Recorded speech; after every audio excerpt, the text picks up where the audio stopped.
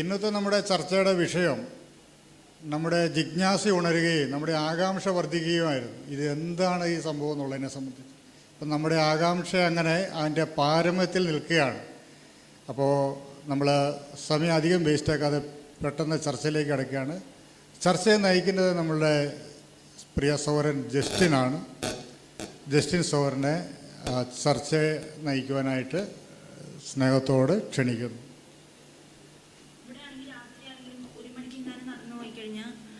എങ്ങോട്ടാ പോകുന്നത്, എന്തിനാ പോകുന്നതെന്ന് പോലീസല്ല ബാക്കിയുള്ളവർ ചോദ്യം ചെയ്യാൻ വരും. പക്ഷേ അവിടെ അങ്ങനെയല്ല, ഒരു ഇൻഡിവിജ്വലിന് അവരുടേതായ ഒരു ഫ്രീഡം കൊടുക്കുന്നുണ്ട്. എനിക്കിഷ്ടം ഇവിടെ നിൽക്കാനാണ്, പക്ഷേ നമ്മൾ ഫ്യൂച്ചർ നോക്കണമല്ലോ. ഇവിടെ നമ്മൾ ജോലി ചെയ്യണ പൈസ നമുക്ക് നമ്മുടെ ഡെയിലി ലൈഫിൽ ഉപയോഗിക്കാൻ പോലും തികയുന്നില്ല. വിദേശത്തെത്തിയ ഒരു മാറ്റത്തെക്കുറിച്ച് വാചാലരാവുകയാണ്. മെയിനായിട്ട് മൈഗ്രേറ്റ് ചെയ്യാൻ കാരണം എന്ന് പറയുന്നത് ഫസ്റ്റ് വൺ ഓപ്പർച്യൂണിറ്റീസ് ഭയങ്കര കുറവാണ്. ഇപ്പം മെയിൻലി നമുക്ക് അവിടെ ഗവൺമെൻറ് എക്സാംസ് മാത്രമേ ഫോക്കസ് ചെയ്യാൻ പറ്റത്തുള്ളൂ. അപ്പോൾ അത് ഫോക്കസ് ചെയ്യുമ്പോഴത്തേക്കും വർഷങ്ങൾ കൂടുമ്പോഴായിരിക്കും ഒരു എക്സാം വിളിക്കുന്നത്. PSCക്ക് വേണ്ടിയിട്ട് കുറേ വർഷമായിട്ട് ട്രൈ ചെയ്തു അവസാനം എല്ലാം ഡ്രോപ്പ് ചെയ്തിട്ടാണ് ഇവിടേക്ക് വന്നത്.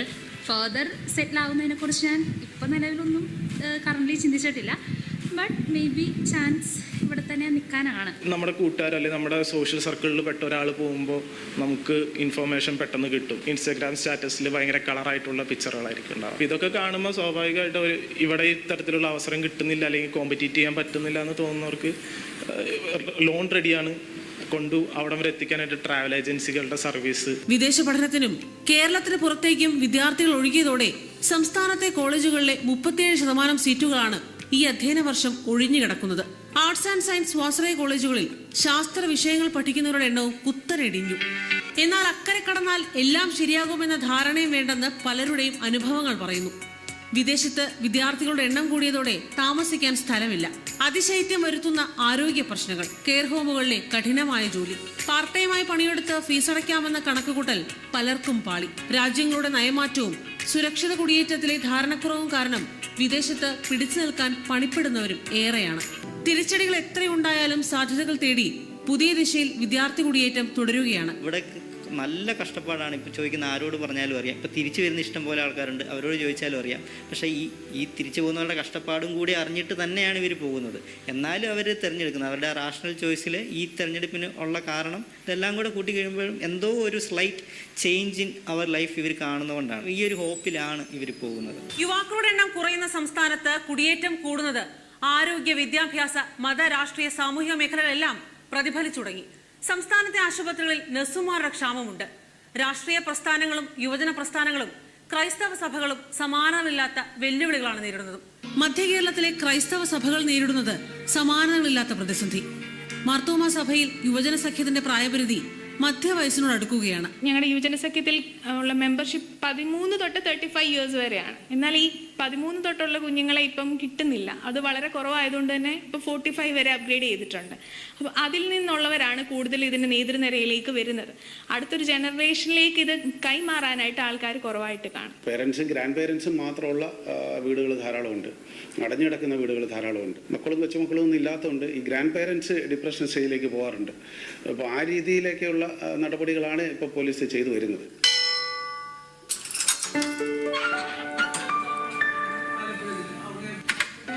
ഹോട്ടലിലും കെട്ടിട നിർമ്മാണത്തിലും മാത്രമല്ല, പള്ളിയിലെ കപ്പ്യാരും ഇതര സംസ്ഥാനത്ത് നിന്നാണ്. ചാത്തങ്കേരി പള്ളിയിലാണ് ഈ കാഴ്ച.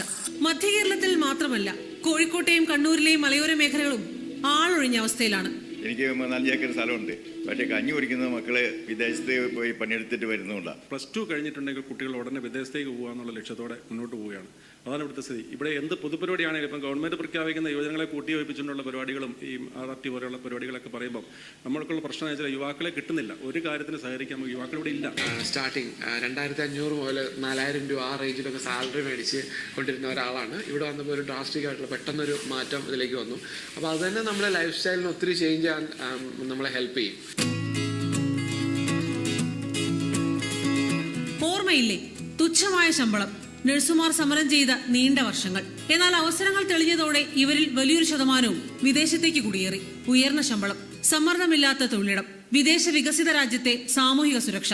നാട്ടിലെ ആശുപത്രികളിൽ നിന്നുണ്ടായ മോശം അനുഭവങ്ങൾ വിട്ട് വിദേശത്തെത്തിയവർ സംതൃപ്തരാണ്. ഏത് കൾച്ചർ നമ്മളായിരുന്നാലും നമ്മുടെ വർക്കിലായാലും നമുക്ക് ഒരുപാട് റെസ്പെക്ട് കിട്ടുന്നു. നമുക്ക് ലൈഫ് എൻജോയ് ചെയ്ത് വളരെ സ്ട്രെസ് ഫ്രീ ആയിട്ട് നമുക്കിവിടെ സ്റ്റഡിയും ജോലിയും എല്ലാം ഒരുമിച്ച് കൊണ്ടുപോകാനായിട്ട് സാധിക്കും.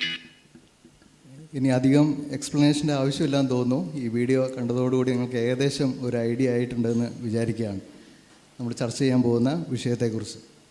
യുവാക്കൾ നാട് വിടുന്നു, കേരളം എങ്ങനെ മാറും എന്ന് ഏഷ്യാനെറ്റ് ചെയ്ത ഒരു പ്രോഗ്രാമിൻ്റെ ചില പ്രസക്ത ഭാഗങ്ങളാണ് നിങ്ങൾ കണ്ടത്. കുടിയേറ്റത്തിൻ്റെ ഗുണദോഷങ്ങളെക്കുറിച്ചുള്ള ഒരു ഫീച്ചറായിരുന്നത്. അപ്പോൾ ഇതുമായി ചേർത്ത് വെച്ച് നമ്മുടെ ചർച്ചകളെ ശ്രദ്ധിക്കാനായിട്ട് നമുക്ക് ശ്രമിക്കാം. നമ്മുടെ പാനലിസ്റ്റുകളെ പ്രത്യേകമായിട്ട് സ്റ്റേജിലേക്ക് ക്ഷണിക്കുകയാണ്. നമ്മൾ വലിയ പരിചയപ്പെടുത്തേണ്ട ആവശ്യമില്ല ഉള്ള ആളുകളല്ല, നമുക്കെല്ലാവർക്കും അറിയുന്ന ആളുകളാണ്. ഞാൻ അവരെ സ്റ്റേജിലേക്ക് ക്ഷണിക്കുന്നു. PC ബെന്നിച്ചേട്ടൻ, കോഴിക്കോട് ചർച്ചിൻ്റെ എൽഡറാണ്, ഇവിടേക്ക് സ്റ്റേജിലേക്ക് വന്നിരിക്കണമെന്ന് അപേക്ഷിക്കുന്നു. അതുപോലെ ജോമി ചേട്ടൻ എന്ന് ഞാൻ വിളിക്കണം, അറിയാതെ വന്നുപോയതാ അല്ലേ. ജോമി സോരൻ സ്റ്റേജിലേക്ക് ഇരിക്കാം. മാനന്തവാടി ചർച്ചിലെ എൽഡറായിട്ടുള്ള ജോണി സോരൻ സ്റ്റേജിലേക്ക് ഇരിക്കാം. ലീമോനെ പ്രത്യേകമായിട്ട് ക്ഷണിക്കുന്നു. തിരുവമ്പാടി സഭാംഗമാണ്. ഇപ്പോൾ കടവന്ത്രയിൽ യൂണിവേഴ്സൽ സോംബോ എന്ന ഇൻഷുറൻസ് കമ്പനിയിൽ വർക്ക് ചെയ്യുകയാണ്. യുവാക്കളുടെ പ്രതിനിധിയായി അവരുടെ ഹൃദയമിടിപ്പുകൾ അറിയുന്ന വ്യക്തി എന്ന നിലയിൽ ചർച്ചയിൽ നമ്മോടൊപ്പം ലീമോനും ചേരുന്നതാണ്. ബെന്നിച്ചേട്ടനോട് ഞാൻ ചോദിച്ച് തുടങ്ങട്ടെ. ഈ കുടിയേറ്റം എന്ന് പറയുന്ന ഒരു പുതിയ കാര്യമാണോ? ഇത് നേരത്തെ തൊട്ട് നമ്മൾ കേട്ടിരിക്കുന്ന ഒരു കാര്യമല്ലേ? ഇതിൻ്റെ ഒരു ചരിത്രത്തെക്കുറിച്ച്, കേരളത്തെ സംബന്ധിച്ചുള്ള ചരിത്രത്തെക്കുറിച്ചൊക്കെ ഒന്ന് വിശദീകരിക്കാമോ? കുടിയേറ്റം എന്തായാലും കേരളത്തിനോ മലയാളികൾക്കോ ഒരു പുതിയ കാര്യമല്ല എന്ന് ഇവിടെ ഇരിക്കുന്ന എല്ലാവർക്കും അറിയാം. ഈ കോടഞ്ചേരി തന്നെ ഒരു കുടിയേറ്റ പട്ടണമാണല്ലോ. കുടിയേറി വന്നവർ, പാട്രിക് സവറിൻ്റെ ഭാഷയിൽ പറഞ്ഞാൽ വിറ്റുപെറുക്കി വന്നവരാണ് നമ്മളിവിടെയുള്ള ആളുകളെല്ലാം. അതുകൊണ്ടായിരിക്കും എല്ലാവരും നല്ല തമാശക്കാരാണ് പൊതുവെ ഈ കിഴക്കൻ മേഖലകളിൽ വന്ന് താമസിച്ച ആളുകളൊക്കെ. വർഷങ്ങളായിട്ട്, പ്രത്യേകിച്ച് രണ്ടാം ലോകമഹായുദ്ധത്തിന് ശേഷമാണ് തിരുവിതാംകൂറിൽ നിന്നും കൊച്ചിയിൽ നിന്നും വ്യാപകമായ കുടിയേറ്റം മലബാർ മേഖലകളിലേക്ക് നടന്നത്. അതിൻ്റെ പിന്നിൽ സാമ്പത്തിക കാരണങ്ങളായിരിക്കാം. കൃഷി അടിസ്ഥാനമാക്കി ജീവിച്ചു വന്ന ഒരു കൂട്ടം ജനവിഭാഗത്തിന് കൃഷിയിൽ നിന്ന് ആവശ്യത്തിന് വരുമാനം കിട്ടാതായപ്പോൾ, ധാന്യങ്ങൾ ലഭിക്കാതായപ്പോൾ അവർ പുതിയ സ്ഥലങ്ങൾ തേടി പോയതാണ്. അതിൻ്റെയൊക്കെ പിൻതലമുറക്കാരാണ് നമ്മളെല്ലാവരും, മിക്കവാറും ഇവിടെ ഇരിക്കുന്ന എല്ലാവരും. 1940കളിലാണ് ഏറ്റവും വ്യാപകമായിട്ടുള്ള കുടിയേറ്റം നടന്നത്. 45 ആ കാലഘട്ടങ്ങളിൽ. പിന്നീട് ഒരു 60കളായപ്പോഴേക്കും അത് കുറഞ്ഞു. അത് കേരളത്തിൽ തന്നെയുള്ള ഒരു കുടിയേറ്റം. അതോടൊപ്പം തന്നെ ഒരു പിൽക്കാലത്ത് മറ്റ് സ്ഥലങ്ങളിലേക്ക്, മറ്റ് രാജ്യങ്ങളിലേക്കൊക്കെ മലയാളികൾ കുടിയേറിയിട്ടുണ്ട്. ഗൾഫിലേക്ക് നടന്നത് വളരെ വ്യാപകമായിട്ടുള്ള കുടിയേറ്റമാണ്, നമുക്കറിയാം. അതുപോലെ തന്നെ മറ്റ് രാജ്യങ്ങൾ, മലേഷ്യ, മലയ തുടങ്ങിയ രാജ്യങ്ങളിലേക്ക് പോയ കുടിയേറ്റം, സിലോണിലേക്ക് നടന്ന കുടിയേറ്റം, മൗറീഷ്യസിലേക്ക് പോയ കുടിയേറ്റം, അങ്ങനെ കരീബിയൻ ദ്വീപുകളിലേക്ക് പോയതൊക്കെയുണ്ട്. അങ്ങനെയുള്ള ഒരുപാട് കുടിയേറ്റങ്ങളുടെ ചരിത്രം നമ്മുടെ നാട്ടിൽ പറയാറുണ്ട്. അതുകൊണ്ട് അതൊരു പുതിയ സംഭവമല്ല, പുതിയ കാര്യവുമല്ല. അപ്പോൾ ഈ കുടിയേറ്റമായിട്ട് ചേർത്ത് വെക്കുന്ന സമയത്ത് പലപ്പോഴും ക്രിസ്ത്യാനികളുടെ പേരുകളാണല്ലോ വരുന്നത്. ക്രിസ്ത്യാനികളും കുടിയേറ്റവും അങ്ങനെ ഇഴകി ചേർന്ന് നിൽക്കുന്ന ഒരു കാര്യമാണ്. അപ്പോൾ ക്രിസ്ത്യാനികളാണോ എല്ലാ കാലത്തും കുടിയേറ്റത്തിന് മുൻപന്തിയിലുള്ളത്? ജോമി ഒന്ന് എക്സ്പ്ലെയിൻ ചെയ്യാമോ? ലോകത്തിലെ ഏറ്റവും അധികമുള്ള ക്രിസ്ത്യൻ മതവിശ്വാസികളായതുകൊണ്ട് ആ നിലയ്ക്ക് പറയുമ്പോൾ ക്രിസ്ത്യാനികളാണ് എല്ലാ കാലത്തും കുടിയേറ്റത്തിൽ വളരെ മുന്നിലുള്ളത് എന്ന് അറിയാം. 2020 ഒരു റിപ്പോർട്ട് അനുസരിച്ച് ലോകത്തിൽ നടന്നിട്ടുള്ള കുടിയേറ്റങ്ങളിൽ 47% ക്രിസ്ത്യൻസാണ് എന്നാണ് പറഞ്ഞിരിക്കുന്നത്. എന്നാൽ ഇന്ത്യയിലേക്ക് വരുമ്പോൾ ക്രിസ്ത്യാനികളുടെ എണ്ണം അത്രയും ഇല്ലാത്തതുകൊണ്ടായിരിക്കാം ക്രിസ്ത്യാനികളുടെ മൈഗ്രേഷൻ്റെ നിരക്ക് പൊതുവെ നോക്കുമ്പോൾ കുറവാണ് എന്ന് പറയാറുണ്ട്. പക്ഷേ 2% മാത്രമുള്ള ക്രിസ്ത്യൻസിൻ്റെ ഇടയിൽ നിന്നും 16% ആളുകളും കുടിയേറി പോകുന്നുവെന്നാണ് ഇന്ത്യയിലെ റിപ്പോർട്ട് അതിനെക്കുറിച്ച് പറയുന്നത്. ഇനി കേരളത്തിലേക്ക് നമ്മൾ വന്നാൽ, വടക്കൻ കേരളത്തിലേക്ക് വരുമ്പോൾ ഏറ്റവും കൂടുതൽ മൈഗ്രേഷൻ നടത്തുന്നത് ക്രിസ്ത്യൻസ് അല്ല, ഇസ്ലാം മതത്തിൽപ്പെട്ടതായിട്ടുള്ള ആളുകളാണ് എന്നാണ് പൊതുവെയുള്ള കണക്കുകൾ, ഗവൺമെൻറ് കണക്കുകൾ. എന്നാൽ ക്രിസ്ത്യാനികളുടെ എണ്ണത്തിൽ വളരെ ഗണ്യമായ ഒരു മൈഗ്രേഷൻ നിരക്കുണ്ട് എന്ന് തന്നെയാണ് പഠനങ്ങൾ വ്യക്തമാക്കുന്നത്. എന്തെങ്കിലും തരത്തിലുള്ള ഒരു അസന്തുലിതാവസ്ഥ ഉണ്ടാകുന്നുണ്ടോ? ഒരു ഇംബാലൻസ് ഉണ്ടാവാൻ എന്തെങ്കിലും ചാൻസ് ഉണ്ടോ? സമൂഹത്തിൽ അസന്തുലിതാവസ്ഥ ഉണ്ടാക്കുന്നുണ്ടോ എന്ന് ചോദിച്ചാൽ വ്യാപകമായ മൈഗ്രേഷൻ നടക്കുന്ന സ്ഥലങ്ങളിലൊക്കെ അതിൻ്റെ പ്രശ്നങ്ങൾ ഉണ്ടാകുന്നുണ്ട്. ഇപ്പോൾ ഉദാഹരണം പറഞ്ഞാൽ ഈ ഒരു പ്രദേശത്ത് നിന്ന് ആളുകൾ മൈഗ്രേഷൻ നടത്തി പോകുമ്പോൾ ആ പ്രദേശത്ത് ലഭിക്കേണ്ട ഹ്യൂമൻ റിസോഴ്സസ്, അതുപോലെ സാമ്പത്തികമായിട്ടുള്ളതായിരിക്കുന്ന നിക്ഷേപങ്ങൾ, അത് നിമിത്തം ഉണ്ടാകുന്ന വികസനം, ഇങ്ങനെയുള്ള കാര്യങ്ങളൊക്കെ കിട്ടാതെ പോകുന്നുണ്ട്. എന്നാൽ വേറെ ഒരു സ്ഥലത്തേക്ക് മൈഗ്രേഷൻ നടത്തി പോകുമ്പോൾ ആ ചെല്ലുന്ന സ്ഥലത്തും അതുപോലെ തന്നെയുള്ള മറ്റു ചില പ്രശ്നങ്ങൾ ഉണ്ടാകുന്നുണ്ട്. കൂടുതൽ ആളുകൾ ഒരു പ്രദേശത്തേക്ക് വരുന്നത് കൊണ്ട് ആ പ്രദേശത്തിൻ്റെ അടിസ്ഥാന സൗകര്യങ്ങൾ ചിലപ്പോൾ വികസിതമല്ലെങ്കിൽ അതിൻ്റെ പ്രശ്നങ്ങളുണ്ടാവും. അതുപോലെ പല വിഭാഗങ്ങളിലും പല നിലകളിലും പെട്ട ആളുകൾ ഒന്നിച്ചു കൂടുമ്പോൾ ഉണ്ടാവുന്ന കമ്മ്യൂണൽ പ്രോബ്ലംസ് ഉണ്ട്. അതുപോലെ കൾച്ചറൽ ബാരിയേഴ്സ് ഉണ്ടാവാറുണ്ട്. നാച്ചുറൽ റിസോഴ്സസിൻ്റെ ആവശ്യകത കൂടുതലായി തീരുന്നുണ്ട്. അപ്പോൾ മൈഗ്രേഷൻ നടത്തി പോകുന്ന സ്ഥലത്തും പ്രശ്നങ്ങളുണ്ട്, മൈഗ്രേഷൻ നടത്തി ചെല്ലുന്ന സ്ഥലത്തും പ്രശ്നങ്ങളുണ്ടെന്നാണ് പഠനങ്ങൾ അതിനെക്കുറിച്ച് വ്യക്തമാക്കുന്നത്. അത് മാത്രമല്ല, ഒരു ജെൻഡർ ഇംബാലൻസ് ഉണ്ടാവുന്നതിന് അതൊരു കാരണമാകുന്നു എന്നും അതിനെക്കുറിച്ച് പറയാറുണ്ട്. ഇപ്പോൾ കേരളത്തിലൊക്കെ അത് പിന്നെ മധ്യ കേരളത്തിലൊക്കെ കണ്ടുകൊണ്ടിരിക്കുന്ന ഒരു പ്രശ്നമല്ലേ? അതെ, കേരളത്തിൽ ആ ഒരു പ്രശ്നമുണ്ട്. അപ്പം ഇവിടെ ഇരിക്കുന്ന പലരും തന്നെ ഇപ്പോൾ ഇതിനെക്കുറിച്ച് സംസാരിക്കുന്ന സമയത്ത് തന്നെ പലരും ചിലപ്പോൾ പുറത്തേക്ക് പോകാനൊക്കെ റെഡി ആയിട്ടിരിക്കുന്ന ആൾക്കാരായിരിക്കും. ഏതെങ്കിലും യൂറോപ്യൻ രാജ്യത്തിലേക്ക് പോകാനൊക്കെ റെഡി ആയിട്ടിരിക്കുന്ന ആൾക്കാരായിരിക്കും. അപ്പോൾ പൊതുവെ ഇപ്പോൾ ഒരു ജോണി ചേട്ടനോടാണ് ചോദ്യം. ഒരു യൂറോപ്യൻ ട്രെൻഡാണല്ലോ കുടിയേറ്റത്തിനുള്ള ഒരു യൂറോപ്യൻ ട്രെൻഡാണ്. എന്താണ് അങ്ങനെ ഒരു യൂറോപ്യൻ ട്രെൻഡിനുള്ള കാരണം? യൂറോപ്യൻ ട്രെൻഡ് എന്ന് നമുക്ക് പരിമിതപ്പെടുത്താൻ പറ്റില്ല. ഇന്ത്യക്ക് പുറത്തേക്ക് പോകുന്ന സാമ്പത്തിക മെച്ചം കിട്ടുന്ന ഏതൊരു സ്ഥലത്തേക്കും കുടിയേറുന്നുണ്ട്. US-ലേക്കാണെങ്കിലും ഓസ്ട്രേലിയയിലേക്കാണെങ്കിലും സാമ്പത്തികമായിരിക്കുന്ന മെച്ചം എവിടെ കിട്ടും എന്നുള്ളതാണ് പ്രധാനമായിട്ട് നോക്കുന്നത്. ഒരുപക്ഷെ ഏറ്റവും പ്രധാനപ്പെട്ടതായിരിക്കുന്ന ഈ കുടിയേറ്റത്തിൻ്റെ കാരണവും സാമ്പത്തിക താല്പര്യങ്ങൾ തന്നെ ആയിരിക്കണം എന്നാണ് ഞാൻ വിചാരിക്കുന്നത്. മെച്ചപ്പെട്ടതായിരിക്കുന്ന പണം കിട്ടും, നല്ല തൊഴിൽ കിട്ടും, ഇത്യാദി കാര്യങ്ങൾ തീർച്ചയായിട്ടും അതിനകത്ത് ഉണ്ട്.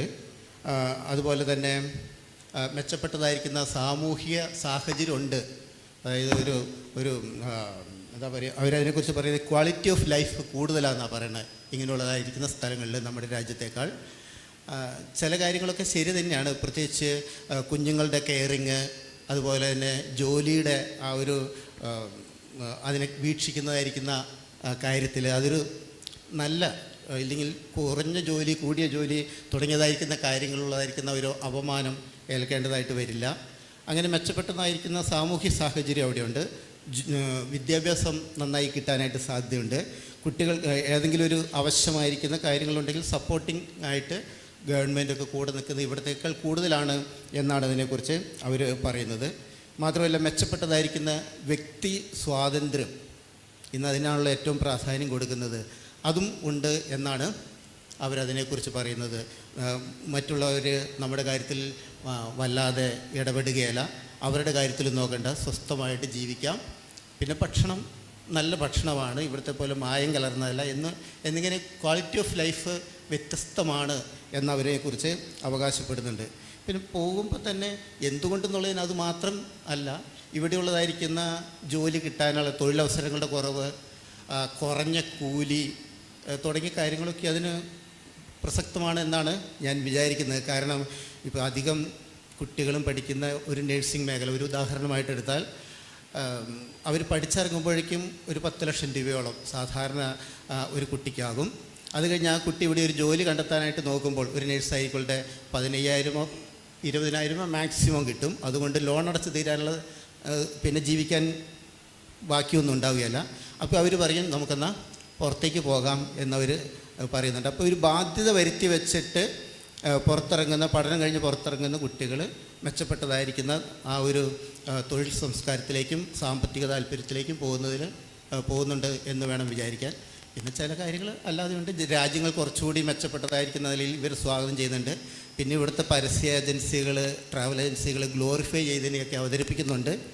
ഇതൊക്കെ ഒരുപാട് കാരണങ്ങൾ ഇനിയും കണ്ടെത്താനായിട്ട് നമുക്ക് സാധിക്കും. എന്നാലും ഏറ്റവും പ്രധാനപ്പെട്ട കാരണം സാമ്പത്തിക നേട്ടം തന്നെയാണ് എന്നാണ് വിചാരിക്കുന്നത്.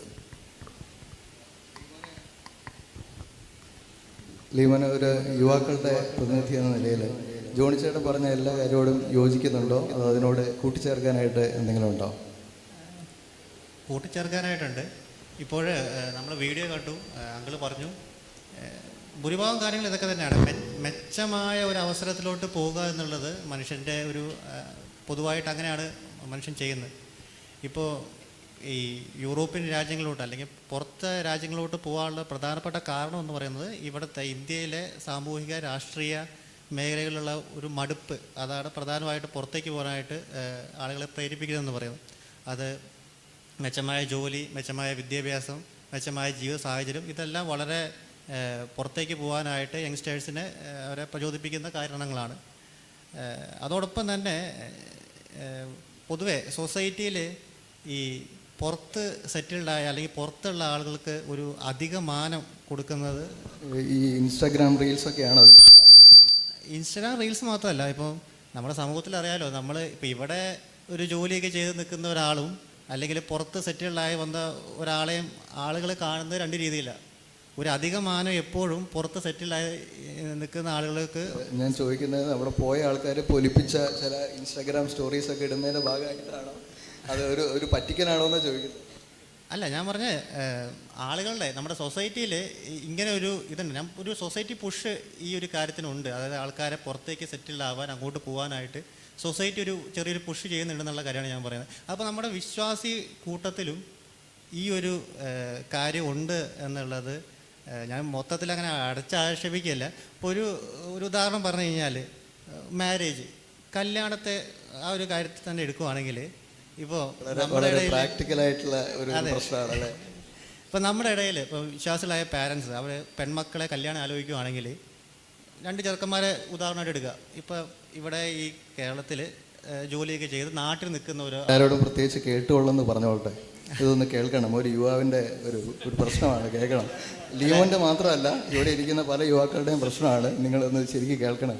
ഞാനൊരു സിനാരിയോ പറയുകയാണ്. ഇപ്പോൾ രണ്ട് പേര് ഉണ്ടെന്ന് വെച്ചോ, ആർക്ക്, അതായത് ഒരാൾ ഇവിടെ നാട്ടിൽ ജോലിയൊക്കെ ചെയ്ത് ഇവിടെ ഇങ്ങനെ സെറ്റിലായി നിൽക്കുന്ന ഒരു യുവാവ് ചെറുപ്പക്കാരൻ, മറ്റൊരു ചെറുപ്പക്കാരെന്ന് പറയുന്നത് പുറത്താണ്, യൂറോപ്യൻ കൺട്രീസിലാണ്, സെറ്റിൽഡാണ്, നല്ല സാമ്പത്തിക സ്ഥിതിയും വെച്ചുകൊണ്ട് ആരെ കെട്ടിക്കാൻ, ആരുടെ കയ്യിലോട്ട് ഏൽപ്പിക്കാനാണ് നമ്മുടെ വിശ്വാസികളായ പാരൻസിന് ആർക്കാ പ്രയോറിറ്റി കൊടുക്കുന്നത് എന്നുള്ളത് ഒരു ചോദ്യമാണ്. ഇപ്പം ഞങ്ങളുടെ ആത്മീയ നിലവാരം മാത്രം നോക്കിയാൽ പോരാ, മാതാപിതാക്കൾ അവരെ ആത്മീയ നിലവാരം കൂടി വെളിപ്പെടുത്തുന്ന ഒരു സമയമാണ്. കാരണം ഈ യുവാക്കളെല്ലാം പുറത്തേക്ക് പോകുന്നു എന്ന് പറഞ്ഞ് മൊത്തത്തിൽ അത് അവരുടെ കുഴപ്പമാണ് എന്നല്ല. കാരണം ഇത് എല്ലാത്തിലും ബേസിക്കായിട്ട് റൂട്ടിലോട്ട് പോവുകയാണെങ്കിൽ നമ്മുടെ കുടുംബത്തിലടക്കം ഈ ഒരു പുഷ് ഉണ്ട് എന്നുള്ളതാണ്.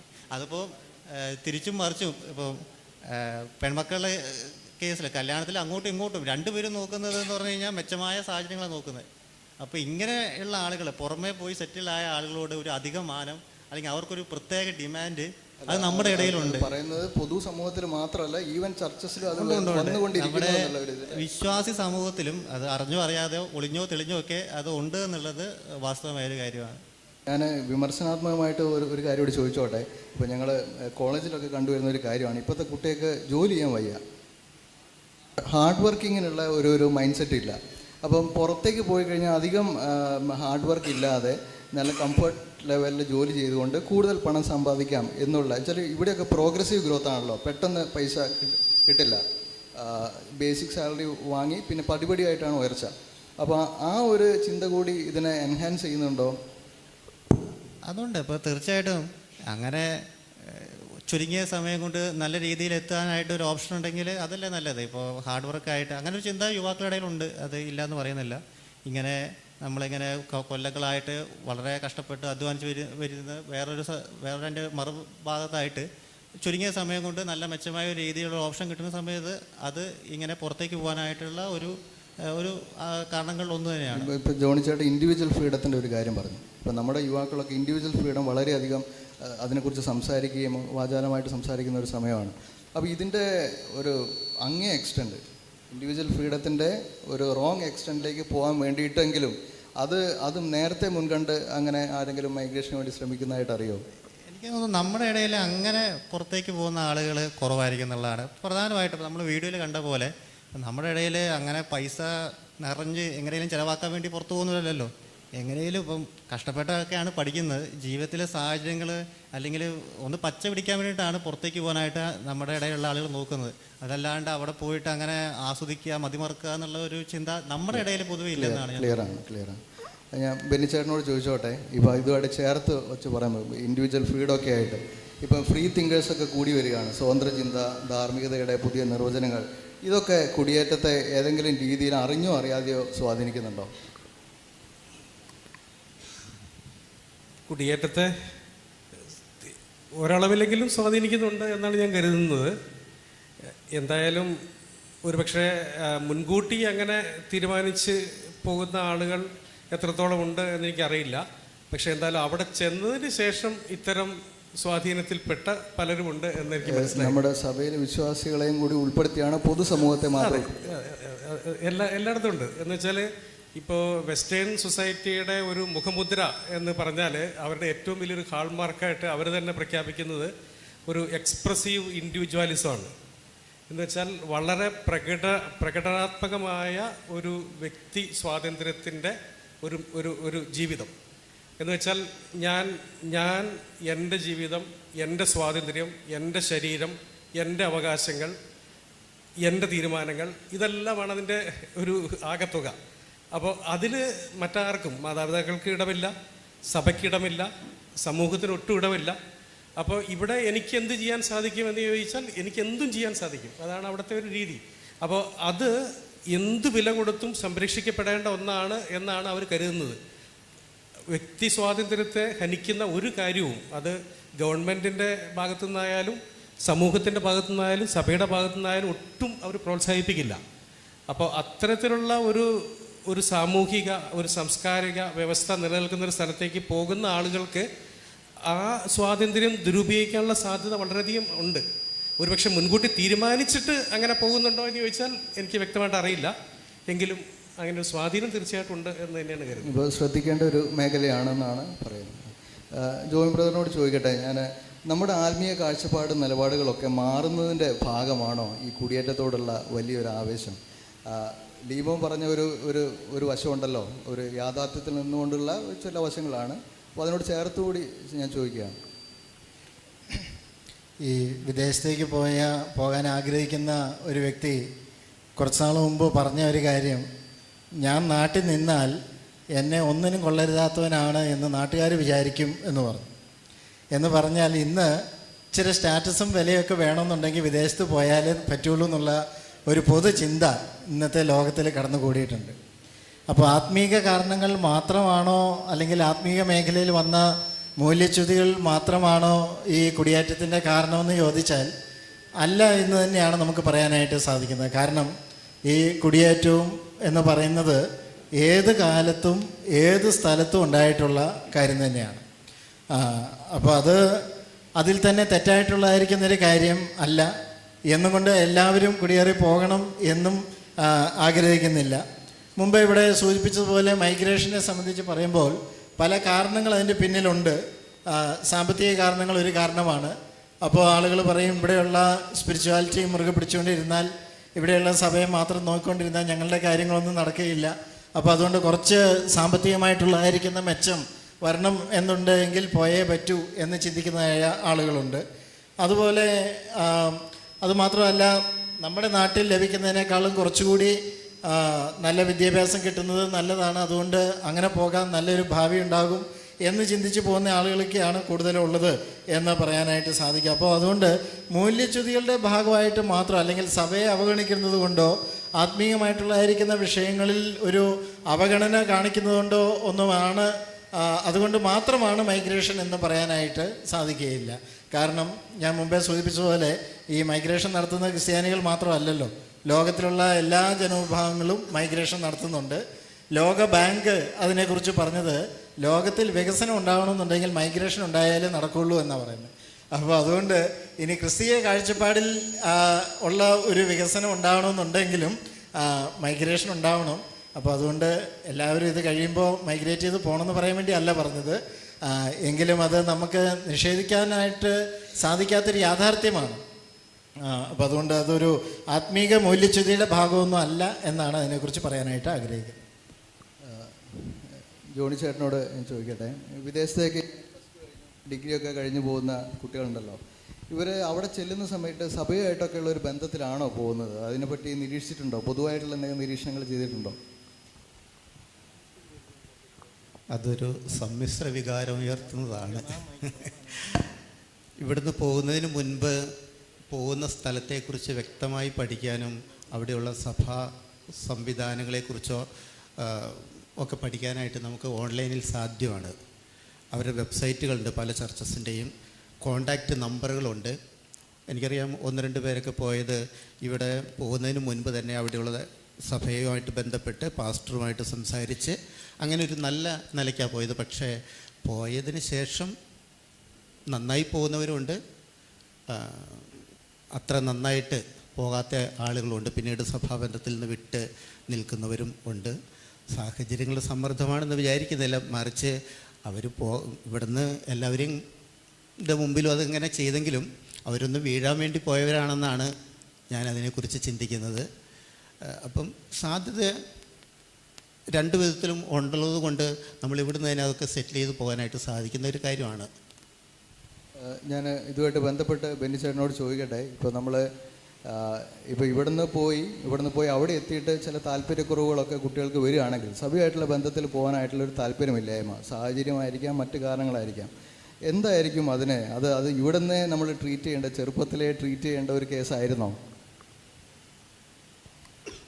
അല്ല, അങ്ങനെയുള്ള എന്ത് സന്ദർഭങ്ങൾ വരുമ്പോഴും ആ സന്ദർഭത്തിനനുസരിച്ച് തീരുമാനിക്കുന്നതിനേക്കാൾ എന്തുകൊണ്ടും നല്ലത് നേരത്തെ അത്തരം കാര്യങ്ങൾ തീരുമാനമെടുക്കുക, അതിനുള്ള ബോധ്യങ്ങൾ ഉറപ്പിക്കുക എന്നുള്ളതാണ്.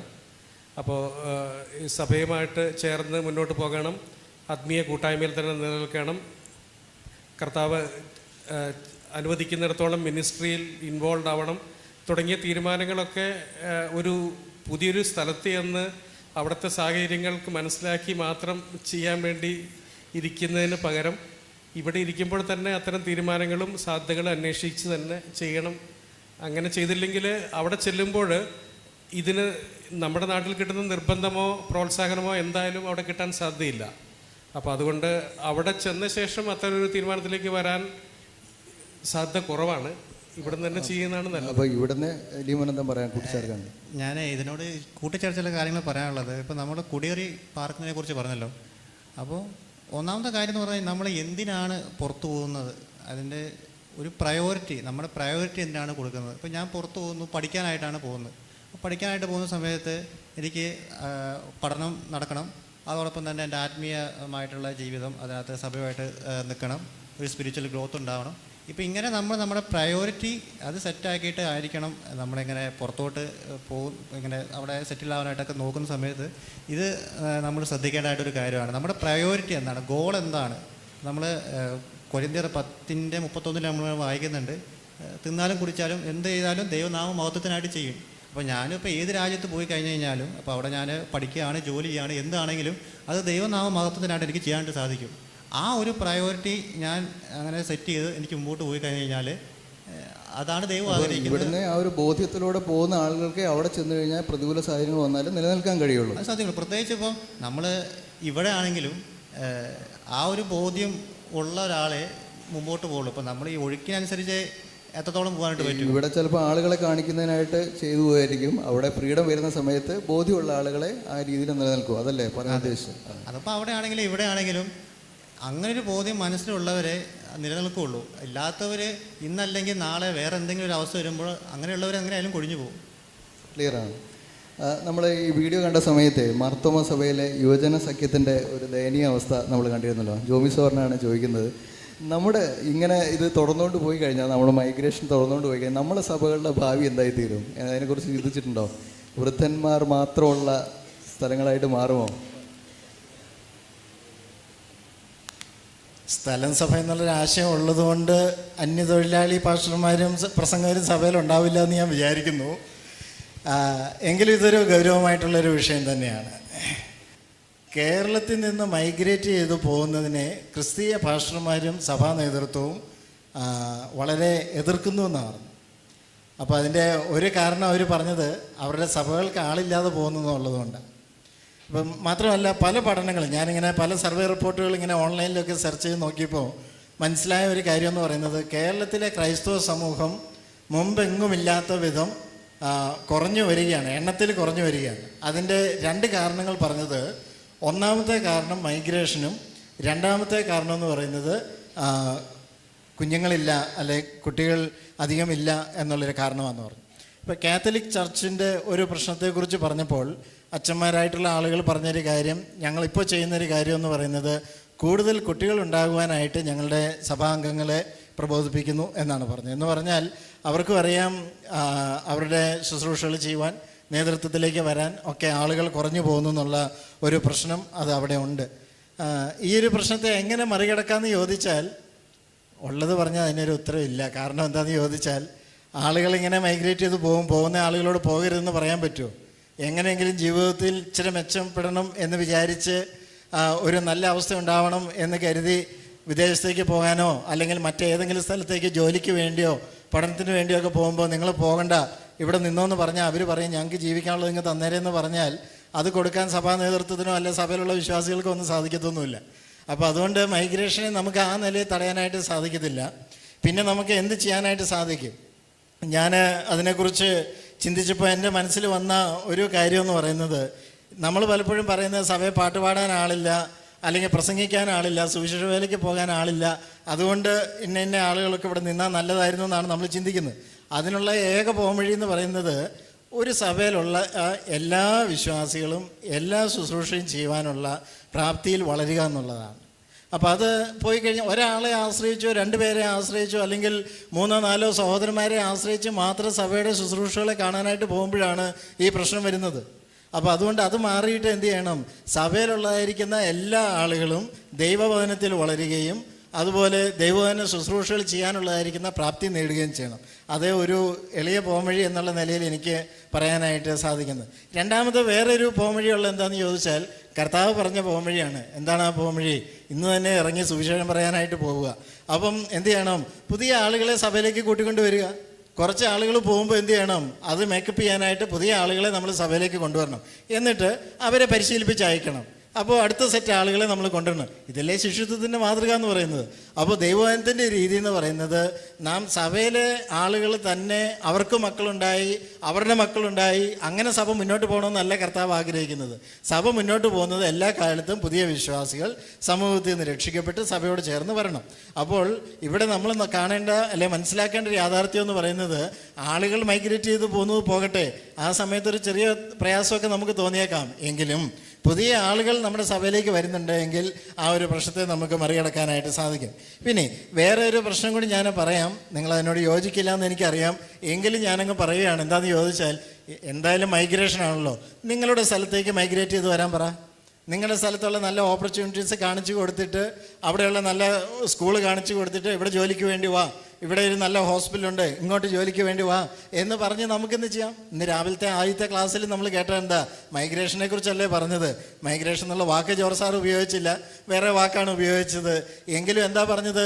നമുക്ക് പോയ ട്യൂഷൻ തുടങ്ങാൻ പറ്റും, അല്ലെങ്കിൽ അവിടെ വിദ്യാഭ്യാസം നടത്താൻ പറ്റും, അവിടെ പല അവസരങ്ങളുണ്ടെന്ന് പറഞ്ഞു.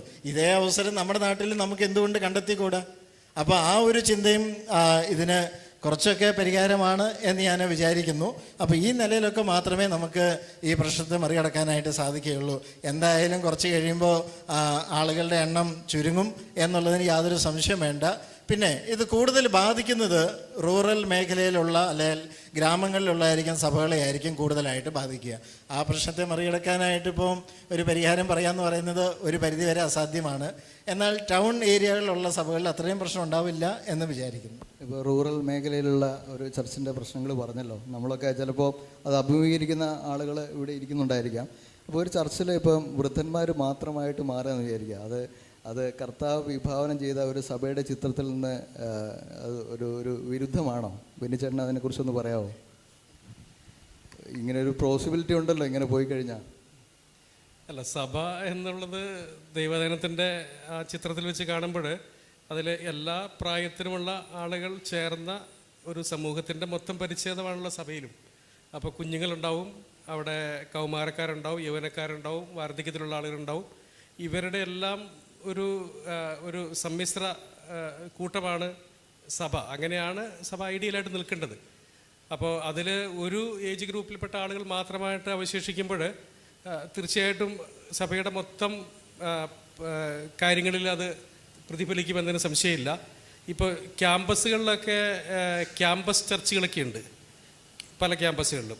ക്യാമ്പസ് ചർച്ചുകൾ ഈ ക്യാമ്പസിലെ വിദ്യാർത്ഥികൾക്ക് വേണ്ടിയാണ് മെയിൻലി പ്രവർത്തിക്കുന്നത്. അപ്പോൾ അവരുടെ ഫോക്കസും അവരുടെ പ്രവർത്തനങ്ങളൊക്കെ വിദ്യാർത്ഥികളെ കേന്ദ്രീകരിച്ചാണ്.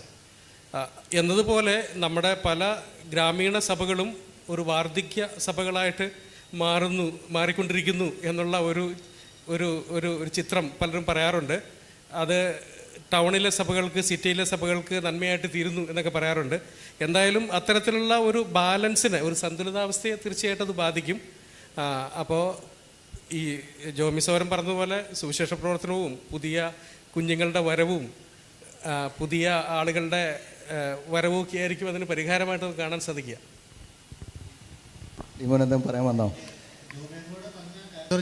കൂട്ടിച്ചേർത്ത് കുറച്ച് കാര്യങ്ങൾ പറയാൻ വേണ്ടിയിട്ടാണ്. ഇപ്പം നമ്മളിപ്പോൾ ഈ ഒരു ചർച്ച, ഈ ഒരു ടോപ്പിനെക്കുറിച്ച് ചിന്തിക്കാനുള്ള പ്രധാന കാരണം എന്ന് പറയുന്നത് എന്താ, ഒരു 10-30 കൊല്ലങ്ങൾക്ക് മുമ്പ് രക്ഷിക്കപ്പെട്ട് വന്ന ആളുകളെ ഇവിടെ ഉള്ളൂ. പുതുതായിട്ട് ആളുകൾ ആത്മാക്കൾ സഭയിലോട്ട് വരുന്നില്ല. അല്ലെങ്കിൽ ഇപ്പോൾ ഞാനൊക്കെ പറയുകയാണെങ്കിൽ എൻ്റെ പപ്പയൊക്കെ രക്ഷിക്കപ്പെട്ട് വരുന്നത് ഒരു 10-30 കൊല്ലങ്ങൾക്ക് മുമ്പാണ്. അപ്പോൾ ആ കാലഘട്ടത്തിൽ ആരൊക്കെ രക്ഷിക്കപ്പെട്ടു വന്നു, അവരും അവരുടെ മക്കളെ ഇപ്പോൾ എല്ലാ ചർച്ചകളും തന്നെ ഉള്ളൂ. അതായത് ഈ ഒരു ടോപ്പിക്ക് ഇങ്ങനെ ചർച്ച ചെയ്യാനുള്ള പ്രധാന കാരണം എന്ന് പറയുന്നത് നമ്മുടെ സഭകളിലോട്ട് പുതിയ ആളുകൾ വരുന്നില്ല എന്നുള്ള ഒരു റൂട്ട് കോസ്. എനിക്ക് തോന്നുന്നു അതിൻ്റെ കാരണം നമ്മൾ പിന്നീട് വേറൊരു ചർച്ച വെച്ചിട്ട് ചർച്ച ചെയ്യാം. ഒരു പോയിൻ്റാണ് ലീമോൻ പറഞ്ഞത്. എനിക്ക് തോന്നുന്നു ഞാൻ അടുത്ത ക്വസ്റ്റ്യനിലേക്ക് പോട്ടെ. ജോണി ചേട്ടനോടാണ്. നമ്മളെ ഒഴിഞ്ഞ വീടുകളും ഒറ്റയ്ക്കാവുന്ന പാരൻസിൻ്റെയൊക്കെ, ഗ്രാൻഡ് പാരൻസിൻ്റെയൊക്കെ ഒരു ചിത്രം നമ്മൾ വീഡിയോയിൽ കണ്ടല്ലോ. അപ്പോൾ അവരുടെ സ്ട്രഗിൾസിനെ കുറിച്ച് എന്താണ് പറയാനുള്ളത്? അവരുടെ ഒരു മനോവിഷയം, പോലീസ് ഓഫീസർ വരെ പറയുന്നത് അവരിപ്പോൾ ഡിപ്രഷൻ മാറ്റാനാണ് നടക്കുന്നതെന്നാണ് പറയുന്നത്, ഈ ഗ്രാൻഡ് പാരൻസിൻ്റെയും പാരൻസിൻ്റെയും ഒക്കെ. അപ്പോൾ ആ ഒരു ചിത്രം നമ്മുടെ മുമ്പിൽ വെച്ചുകൊണ്ട് എന്താ പറയാനുള്ളത്? ഞാൻ ഇവർ പറഞ്ഞതിനോട് ചേർത്ത് വേറൊരു കാര്യം പറഞ്ഞിട്ടേ പറയാം. സാധാരണ പ്രായമായവരുടെ, മുതിർന്നവരുടെ കാര്യശേഷിയും ചെറുപ്പക്കാരുടെ കായികശേഷിയും ചേരുമ്പോഴാണ് ഒരു സമഗ്രമായിരിക്കുന്ന വളർച്ച കിട്ടുകയുള്ളൂ എന്നാണ് പറയുന്നത്. അപ്പോൾ അതുകൊണ്ട് ഒരു പ്രശ്നം തീർച്ചയായിട്ടും ഉണ്ട്. ഇതൊരുപോലെ വന്നില്ലെങ്കിൽ പരിഹാരവും നമ്മൾ തന്നെ കണ്ടെത്തിയേ പറ്റുള്ളൂ. പിന്നെ ഇപ്പം ചോദിച്ചതായിരിക്കുന്ന ചോദ്യം തീർച്ചയായിട്ടും ഒരു ആശങ്ക ഉണ്ടാക്കുന്ന ഒരു കാര്യം അതിനകത്തുണ്ട്. വീഡിയോയിലും ജസ്റ്റ് അതൊന്ന് പരാമർശിച്ചിട്ടുണ്ടെന്ന് തോന്നുന്നു. ഈ കേരളത്തിലെ ചീഫ് സെക്രട്ടറി ആയിരുന്ന ബാബു പോൾ ഒരിക്കൽ ഒരു ഇൻ്റർവ്യൂവിൽ പറഞ്ഞ കാര്യം എനിക്ക് അതിന് മറുപടി ആയിട്ടല്ല, എന്നാലും ഒന്ന് ഓർപ്പിക്കാനായിട്ടുള്ളത്. അദ്ദേഹത്തോട് മക്കളൊക്കെ ദൂരെയാണല്ലോ, അതിനെക്കുറിച്ച് എന്ത് കാണുന്നു, ഇതേ ചോദ്യം ചോദിച്ചപ്പോൾ അദ്ദേഹം പറഞ്ഞൊരു കാര്യം, ഞാൻ എൻ്റെ മക്കളോട് പറഞ്ഞിരിക്കുന്ന കാര്യം, നിങ്ങൾ നിങ്ങളുടെ വാഹനത്തിൽ പോയിക്കോ, ഞങ്ങൾ ഞങ്ങളുടെ വാഹനത്തിൽ പുറകെ വന്നോളാം, ഞങ്ങൾക്കൊരാവശ്യം വരും എന്ന് തോന്നുമ്പോൾ ഞങ്ങളൊന്ന് ഓണടിച്ചോളാം, ഒന്ന് തിരിഞ്ഞു നോക്കിയാൽ മതി എന്ന് പറഞ്ഞു. അവരവരുടെ മക്കളുടെ ആ ഒരു സംരക്ഷിത വലയത്തിൽ കഴിയാം എന്ന് ഈ കാലത്ത് പ്രതീക്ഷിക്കുന്നത് തെറ്റാണെന്നാണ് എൻ്റെ വിശ്വാസം. അത് നടക്കുമെന്ന് തോന്നുന്നില്ല. ചില ആളുകൾക്കൊക്കെ സംഭവിക്കുമെങ്കിലും അത് വിദൂര ഭാവിയിലേക്ക് അതങ്ങനെ നടക്കുമെന്ന് തോന്നുന്നില്ല. പകരം സംവിധാനം കണ്ടെത്തുന്നതായിരിക്കും നല്ലത്. വിശ്വാസികൾ എന്നുള്ള നിലയിൽ നമുക്ക് അതൊരു ഗൗരവമായിട്ട് ചിന്തിക്കേണ്ടതും, പകരം ഒരു ഓപ്ഷൻ ദൈവാശ്രയത്വം ഉള്ളത് കൊണ്ട് ഒരു പക്ഷേ തകർന്നൊന്നും പോവില്ലായിരിക്കാം, എന്നാലും ഒരുമിച്ചിരിക്കാൻ, ഏകാന്തതയല്ല, ഒരുമിച്ച് ഇരിക്കാനായിട്ടും വിരസത അകറ്റാനും വിശ്വാസികളുടെ ഒരു കമ്മ്യൂണിറ്റി ലിവിംഗ് ആണോ ഉദ്ദേശിച്ചത്? വേണ്ടിവരും എന്ന് ആശങ്കപ്പെടുന്നു. ലീമോനെ, ഇപ്പം ജോണി ചേട്ടൻ പറഞ്ഞു കേട്ടല്ലോ. അപ്പം നിങ്ങളുടെ യുവാക്കളായിട്ടുള്ള ആളുകളുടെ ഈ ഡ്രാസ്റ്റിക് സ്റ്റെപ്സ് ആണോ പാരൻസിനെ ഇങ്ങനെ ചിന്തിക്കാൻ പ്രേരിപ്പിക്കുന്നത്? അതെന്ന് വെച്ചാൽ ഇപ്പോൾ അതൊരു പുതിയ റിയാലിറ്റി ആണെന്നുള്ളതാണ് ഈ ഒരു കുഴപ്പം. അപ്പോൾ നമ്മൾ എന്ത് ചോയ്സ് എടുക്കുവാണെങ്കിൽ അതൊരു കോൺസിക്വൻസ് ഉണ്ടാവുമല്ലോ. പിന്നെ ഇപ്പോൾ ഈ ഒരു കാര്യം മാത്രമല്ല, അപ്പം നമ്മുടെ ഇടയിൽ പണ്ടത്തെ പോലെ ഒരു കൂട്ടുകുടുംബം സെറ്റപ്പ് ഇപ്പോൾ കുറവാണ്. അബ്രോഡ് പോയില്ലെങ്കിൽ തന്നെ ഒരു കല്യാണം കഴിച്ച് കഴിഞ്ഞ് കഴിഞ്ഞാൽ മക്കളെല്ലാവരും വേറൊരു വീട്ടിൽ വേറൊരു സ്ഥലത്തായിരിക്കും. അപ്പോൾ അബ്രോഡ് പോകുന്ന സമയത്ത് അവർ ഒരു വർഷത്തിൽ 1-2 പ്രാവശ്യമൊക്കെയായിരിക്കും നാട്ടിൽ വരിക എന്നുള്ള ഒരു കാര്യമുണ്ട്. അപ്പോൾ ഇത് ഇങ്ങനെ ഗ്രാജുവലി ഇതാണ് പുതിയ റിയാലിറ്റി എന്നുള്ളത് ഒരു അംഗീകരിക്കുക, അതിനനുസരിച്ച് മുന്നോട്ട് പോകാമെന്നല്ലേ? അതെ. അതും വേറൊരു ടോപ്പിക്കാട്ടോ, അത് നമുക്ക് പിന്നീട് ചർച്ച ചെയ്യാം. വലിയ ടോപ്പിക്കാണ്. ഇനി എന്ത് ചെയ്യാൻ പറ്റുന്നുള്ള ചില പ്രാക്ടിക്കൽ സൊല്യൂഷൻസ് നമുക്ക് ചർച്ച ചെയ്യാവുന്നതാണ്. ബെന്നിച്ചേട്ടനോട് ഒരു ചോദ്യം ചോദിക്കട്ടെ. നമ്മളെ വിദേശത്തുള്ള കുട്ടികളെ നോക്കുന്നതിനായിട്ടേ, ഇപ്പോൾ വിദേശത്തുള്ള മക്കളാണ്, അവരുടെ കുട്ടികളെ നോക്കുന്നതിനായിട്ട് ചിലപ്പോൾ മാതാപിതാക്കൾ ആരെങ്കിലും ഒരാൾ പോകേണ്ട ഒരവസ്ഥയൊക്കെ വരാറുണ്ട്. അപ്പം അങ്ങനെ അവർ പിരിഞ്ഞ് കഴിയേണ്ട ഒരവസ്ഥ വരുന്നു. അത് അവരുടെ ഒരു വാർദ്ധക്യ അവസ്ഥയിലൊക്കെ ആവാം ചിലപ്പം. ഇതൊരു സംഘർഷമല്ലേ, അവരിൽ സൃഷ്ടിക്കുന്ന ഒരു സംഘർഷമല്ലേ? എന്താ അതിന് ചെയ്യാൻ പറ്റുക? അങ്ങനെയെങ്കിലും ഒരു വിദേശയാത്ര തരപ്പെടുമല്ലോ എന്നാണ് പലരും കരുതുന്നത്. ഇതുവരെയും സ്വന്തം അധ്വാനം കൊണ്ട്, സ്വന്തം വരുമാനം കൊണ്ട് പോകാൻ കഴിയാത്ത സ്ഥലങ്ങളിൽ പോകാനായിട്ടുള്ള ഒരു സാധ്യതയായിട്ട് അതിനെ കാണുന്ന ആളുകളുണ്ട്. അതേസമയം ഒരു പ്രശ്നമല്ല, അതൊരു സാധ്യതയാണ്. അല്ല, എന്തിലും സാധ്യത കണ്ടെത്തണമല്ലോ. എന്തായാലും മൈഗ്രേഷൻ നമുക്ക് നിരോധിക്കാൻ പറ്റാത്തപ്പോൾ അതിനെ ഒരു സാധ്യതയായിട്ട് ഒരു പക്ഷേ കാണാം. എങ്കിലും ജസ്റ്റ് പറഞ്ഞതിൻ്റെ സെൻസ് വെച്ചിട്ട് ഒരു സംഘർഷം തന്നെയാണ്. പ്രത്യേകിച്ച് വാർദ്ധക്യത്തിലോ അല്ലെങ്കിൽ ഒരു മധ്യവയസ്സിലോ 2 ദമ്പതികൾ പിരിഞ്ഞിരിക്കുകയും മക്കളുടെ കാര്യങ്ങൾക്ക് സഹായിക്കാനായിട്ട് ഒരാൾ പോകേണ്ടി വരികയൊക്കെ ചെയ്യുന്നത് തീർച്ചയായിട്ടും ബുദ്ധിമുട്ടുണ്ടാക്കുന്ന സിറ്റുവേഷൻ തന്നെയാണ്. പക്ഷേ പ്രായോഗികതയുടെ കാര്യങ്ങൾ വെച്ച് നോക്കുമ്പോൾ ചിലപ്പോൾ അത് നമുക്ക് ഒഴിവാക്കാൻ പറ്റിയില്ല എന്ന് വന്നേക്കാം. പക്ഷേ സാധിക്കുമെങ്കിൽ 2 പേരും ഒരുമിച്ച് പോവുകയും സഹായിക്കാൻ പറ്റുന്ന സ്ഥലങ്ങൾ സഹായിക്കുകയൊക്കെ ചെയ്യണം. അത് നമുക്ക് ഒഴിവാക്കാൻ പറ്റുകയില്ലല്ലോ. ഇപ്പോൾ അതിൻ്റെ ഒരു മറുവശം ഉണ്ടല്ലോ. ഇപ്പം ചില മാതാപിതാക്കൾ ബാധ്യതയാണ് എല്ലാവരും പറയുന്ന ഒരു കാര്യം. ബാധ്യതയുടെ പേരിൽ ചിലപ്പോൾ ഭർത്താവ് ഒരു രാജ്യത്തായിരിക്കും, ഭാര്യ വേറൊരു രാജ്യത്തായിരിക്കും, ചെറിയ കുഞ്ഞായിരിക്കും. ചെറിയ കുഞ്ഞ് അവരുടെ പാരൻസിനെ ഏൽപ്പിച്ചിട്ട് പോകാനായിട്ടുള്ള സാധ്യതയുണ്ട്. അപ്പോൾ കുഞ്ഞ് ഒരു ചുരുങ്ങിയ കാലത്തേക്കല്ല, വളരെ വർഷക്കാലം അങ്ങനെയൊക്കെ നിൽക്കുമ്പോഴുള്ള മാനസിക ബുദ്ധിമുട്ടുകളുണ്ടല്ലോ. അതിനെ എങ്ങനെയാണ് നമ്മൾ അഡ്രസ്സ് ചെയ്യുക? അല്ല, അത് തീർച്ചയായിട്ടും ഒരു പ്രോത്സാഹിപ്പിക്കപ്പെടേണ്ട അല്ലെങ്കിൽ റെക്കമെൻഡ് ചെയ്യപ്പെടേണ്ട ഒരു സ്ഥിതിവിശേഷമല്ല. എന്ത് വില കൊടുത്തും തീർച്ചയായിട്ടും തടയേണ്ട ഒരു കാര്യം തന്നെയാണ്. മാതാപിതാക്കളുടെ ശിക്ഷണത്തിൽ തന്നെയാണ് വളരേണ്ടത്. എന്നാൽ അങ്ങനെ സാധിക്കാതെ വരികയും അവരെ നാട്ടിലാക്കുകയും അല്ലെങ്കിൽ മറ്റാരെങ്കിലും മക്കളെ നോക്കാനായിട്ട് ഏൽപ്പിക്കുകയൊക്കെ ചെയ്യുന്നത് ഒട്ടും ആശ്വാസകരമായിട്ടുള്ള പ്രവണതകളല്ല. അത് പക്ഷേ നടക്കുന്നു എന്നുള്ളൊരു യാഥാർത്ഥ്യം കൂടിയാണ്. നമ്മളൊരിക്കലും പ്രോത്സാഹിപ്പിക്കാൻ സാധിക്കാത്ത കാര്യങ്ങൾ തന്നെയാണത്. ലീമൻ, ഇവിടുന്ന് പോയ കുട്ടികളുടെ പല ആളുകളുടെയും എല്ലാവരും അങ്ങനെയാണെന്നല്ല, ചിലർക്കെങ്കിലും അവിടുത്തെ പഠനശേഷം ഒരു വേണ്ട ജോലിയൊന്നും കിട്ടാതെ തിരിച്ചു വരേണ്ട ഒരു അവസ്ഥയുണ്ട്. ഇത്രയും പണമൊക്കെ മുടക്കിയിട്ട് അതൊരു അപകടകരമായിട്ടുള്ള ഒരു സാഹചര്യമല്ലേ? അതിനെക്കുറിച്ച് അറിവുണ്ടോ? കഷ്ടപ്പെട്ട് പഠിച്ച് അവിടെ ചെല്ലുക എന്ന് പറയുന്നത് അവിടെ നല്ലൊരു മെച്ചമായ സ്ഥിതിയിലേക്ക് എത്തുക എന്നുള്ളൊരു കാര്യമാണ്. പിന്നെ എനിക്ക് തോന്നുന്നു നമ്മുടെ ഇടയിലുള്ള ആളുകൾ ഇതിനെക്കുറിച്ചൊക്കെ, അതായത് ഇപ്പോൾ പല കൺട്രീസിലും അങ്ങോട്ട് മൈഗ്രേറ്റ് ചെയ്യുക എന്നുള്ളത് വളരെ ബുദ്ധിമുട്ടാണ്. പഠനമായിട്ടാണെങ്കിലും ജോലിയായിട്ടാണെങ്കിലും അവിടുത്തെ സ്ഥിതിവിശേഷങ്ങളെല്ലാം വളരെ വഷളായിക്കൊണ്ടിരിക്കുകയാണ്. അപ്പം നമ്മുടെ യുവ തലമുറ അതിനെക്കുറിച്ച് അപ്ഡേറ്റഡ് ആണ് എന്നാണ് ഞാൻ മനസ്സിലാക്കുന്നത്. ഇപ്പോൾ ഒരു വാതിലടഞ്ഞാൽ വേറൊരു കൺട്രീസിലോട്ട് അവിടെ ഈ ഒരു ശ്രമം ഉപേക്ഷിക്കുന്നില്ല. ഒരു കൺട്രി പറ്റിയില്ലെങ്കിൽ ഇങ്ങോട്ടില്ല, തിരിച്ചു പോക്കില്ല. ജോമിച്ചേട്ടാ, ഈ ശ്രദ്ധിക്കേണ്ട കുറച്ച് കാര്യങ്ങളുണ്ടല്ലോ ഇങ്ങനെ പോകുന്ന സമയത്തെ. അപ്പോൾ അതിനെക്കുറിച്ചൊന്ന് പറയാമോ? പ്രത്യേകിച്ച് കുട്ടികളെ ഈ ലീമ നേരത്തെ പറഞ്ഞ പോലെ ഒരു തള്ളിച്ചുണ്ടോ, നമ്മളൊരു പ്രഷറുണ്ട്. പ്രഷറിൻ്റെ ഭാഗമായിട്ട് എങ്ങനെയെങ്കിലും അവിടെ പോകാമെന്ന് വിചാരിച്ച് ഏതെങ്കിലും കോഴ്സ് തിരഞ്ഞെടുത്ത് പോകുന്ന ആൾക്കാരൊക്കെ ഉണ്ട്. അപ്പോൾ എന്തൊക്കെ കാര്യങ്ങളാണ് ശ്രദ്ധിക്കേണ്ടത്? ഈ വിഷയത്തെക്കുറിച്ച് പറയുമ്പോൾ നമ്മൾ ഓർത്തിരിക്കേണ്ട, അല്ലെങ്കിൽ എല്ലാവരും മനസ്സിലാക്കിയിരിക്കേണ്ട ഒരു കാര്യമുണ്ട്. വിദേശത്ത് പോയി പഠിച്ചു എന്ന് ഓർത്തോ അല്ലെങ്കിൽ വേറെ ഒരു സ്ഥലത്ത് പോയി ജോലി ചെയ്തു എന്ന് ഓർത്തുകൊണ്ടോ മാത്രം മെച്ചപ്പെട്ട ഒരു ജീവിത സാഹചര്യമോ ജോലി സാഹചര്യമോ ഉണ്ടാവുകയില്ല എന്നുള്ളൊരു തിരിച്ചറിവുണ്ടാവണം. ഇപ്പോൾ എൻ്റെ അയൽപക്കത്തുള്ള ഒരാൾ പോയി, അതുകൊണ്ട് ഇനി ഞാനും പോയാലേ മെച്ചപ്പെടുകയുള്ളൂ എന്ന് നിങ്ങൾ ചിന്തിക്കേണ്ട. ചിലപ്പോൾ നമ്മുടെ കൂടെ പഠിച്ച സഹപാഠികളിൽ നല്ലൊരു പങ്ക് ആളുകൾ ചിലപ്പോൾ വിദേശത്ത് നല്ല ജോലി ചെയ്യുന്ന ആളുകളായിരിക്കാം. അത് കണ്ടിട്ട് ഞാൻ അങ്ങോട്ട് പോയി കഴിഞ്ഞാൽ അത് വിജയിക്കുമെന്ന് നിങ്ങൾ വിചാരിക്കേണ്ട. അപ്പോൾ അതുകൊണ്ട് നമ്മളുടെ അഭിരുചി എന്താണ്, നമുക്ക് എന്താണ് ചെയ്യാനായിട്ട് സാധിക്കുന്നത്, നിങ്ങൾക്ക് ആ ദേശത്ത് എന്നാൽ എന്ത് ചെയ്യാനായിട്ട് സാധിക്കും, അല്ലെങ്കിൽ അവിടെ നിന്ന് എന്ത് നേടുവാനായിട്ട് സാധിക്കും എന്നതിനെ സംബന്ധിച്ച് കൃത്യമായിട്ടുള്ളൊരു ധാരണ ഉണ്ടായിരിക്കേണ്ടത് ആവശ്യമാണ്.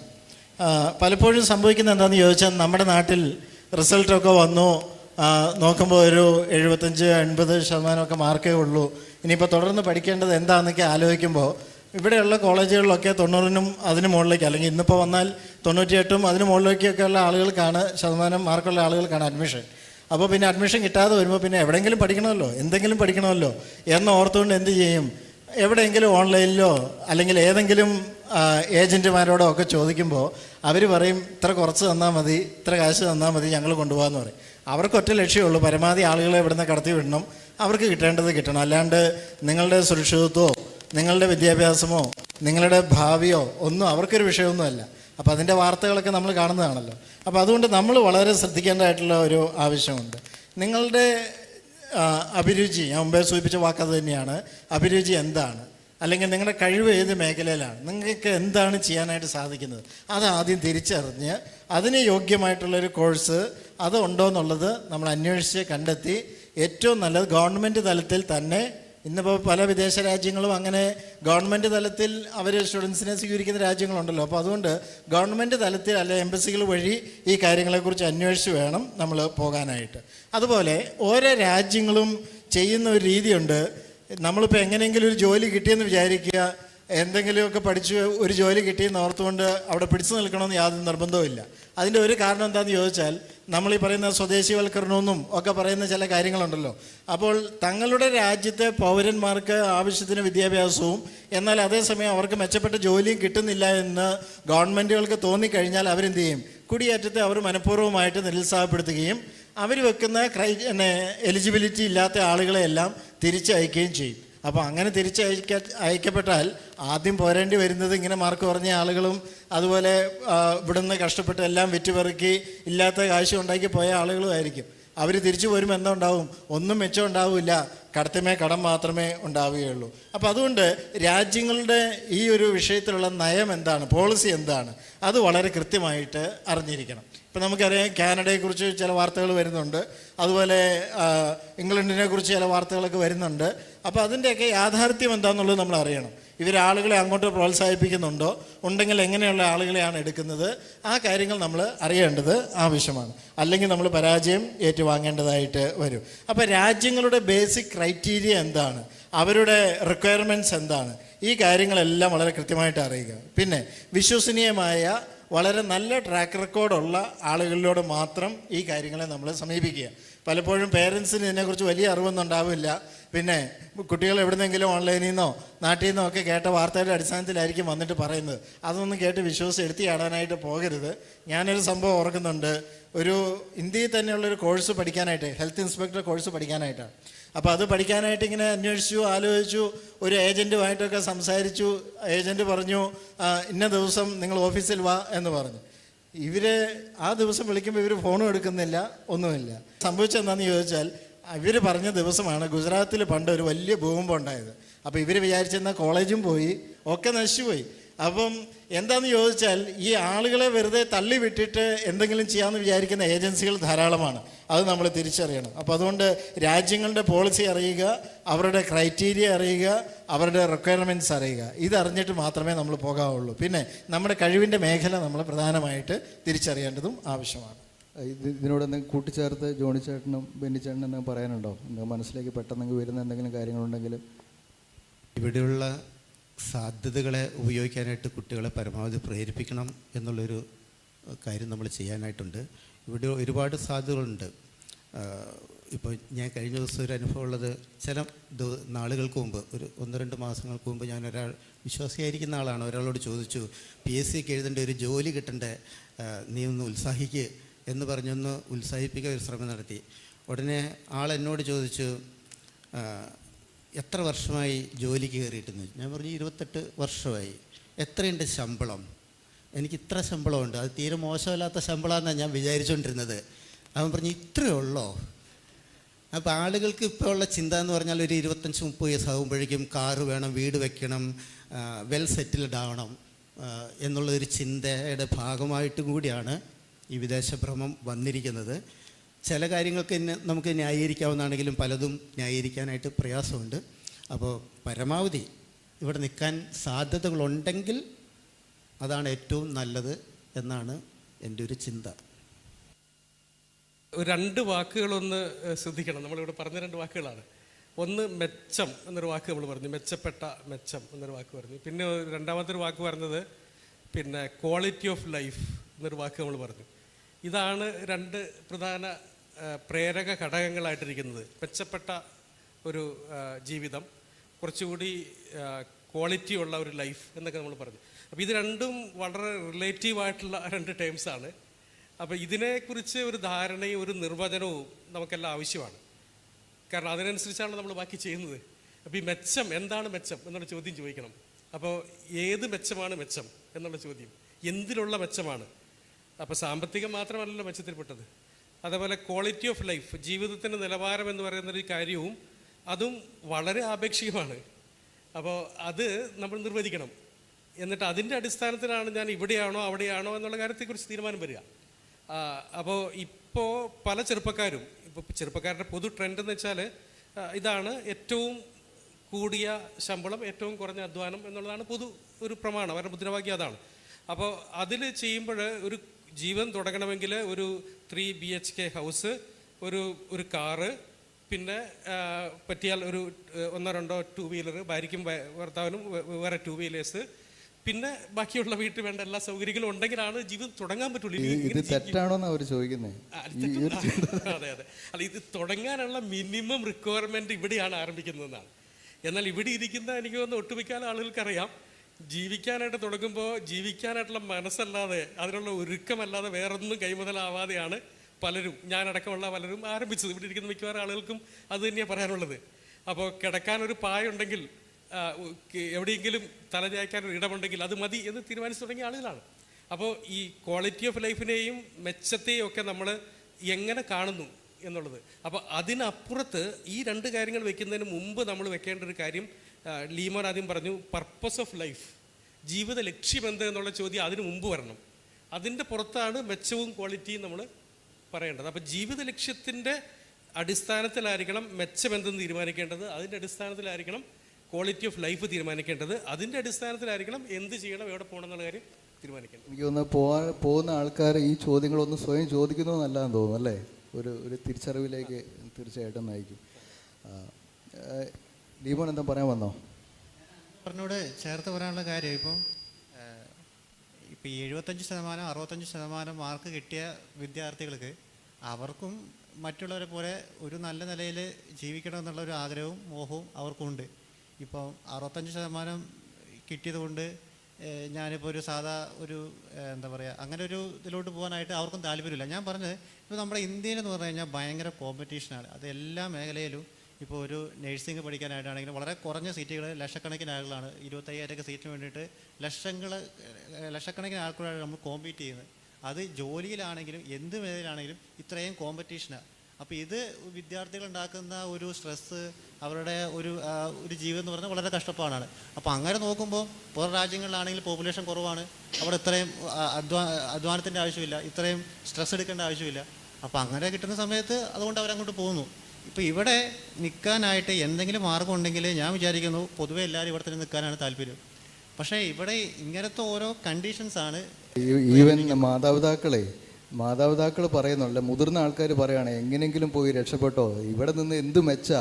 അപ്പോൾ അതിങ്ങനെ പറഞ്ഞു വരുന്ന സമയത്തെ ഇത് കേട്ടിട്ടാണ് വളർന്നു വരുന്നത്. അപ്പോൾ പറഞ്ഞു വന്നിട്ട് അങ്ങനെ ഒരു സൈക്കോളജിക്കൽ ഇതുണ്ടോ അതിൽ? തീർച്ചയായിട്ടും. നമ്മൾ ഇവിടെ ഇന്ത്യക്കാരുടെ ഒരു ഇതെന്ന് പറഞ്ഞു കഴിഞ്ഞാൽ, ഇപ്പോൾ നമ്മൾ 10ാം ക്ലാസ് കഴിഞ്ഞ് കഴിഞ്ഞാൽ പിള്ളേരോട് എന്താ പറയുക, ഒന്നെങ്കിൽ സയൻസ്, കൊമേഴ്സ്, ഹ്യൂമാനിറ്റീസ്, ഈ 3 ആൾക്കാർക്ക് അറിയുള്ളൂ. വേറെ ഒരു ഇതിനെക്കുറിച്ച് ചിന്തിക്കുന്ന പോലും എന്തോ വലിയ ഒരു ഇതാണ്.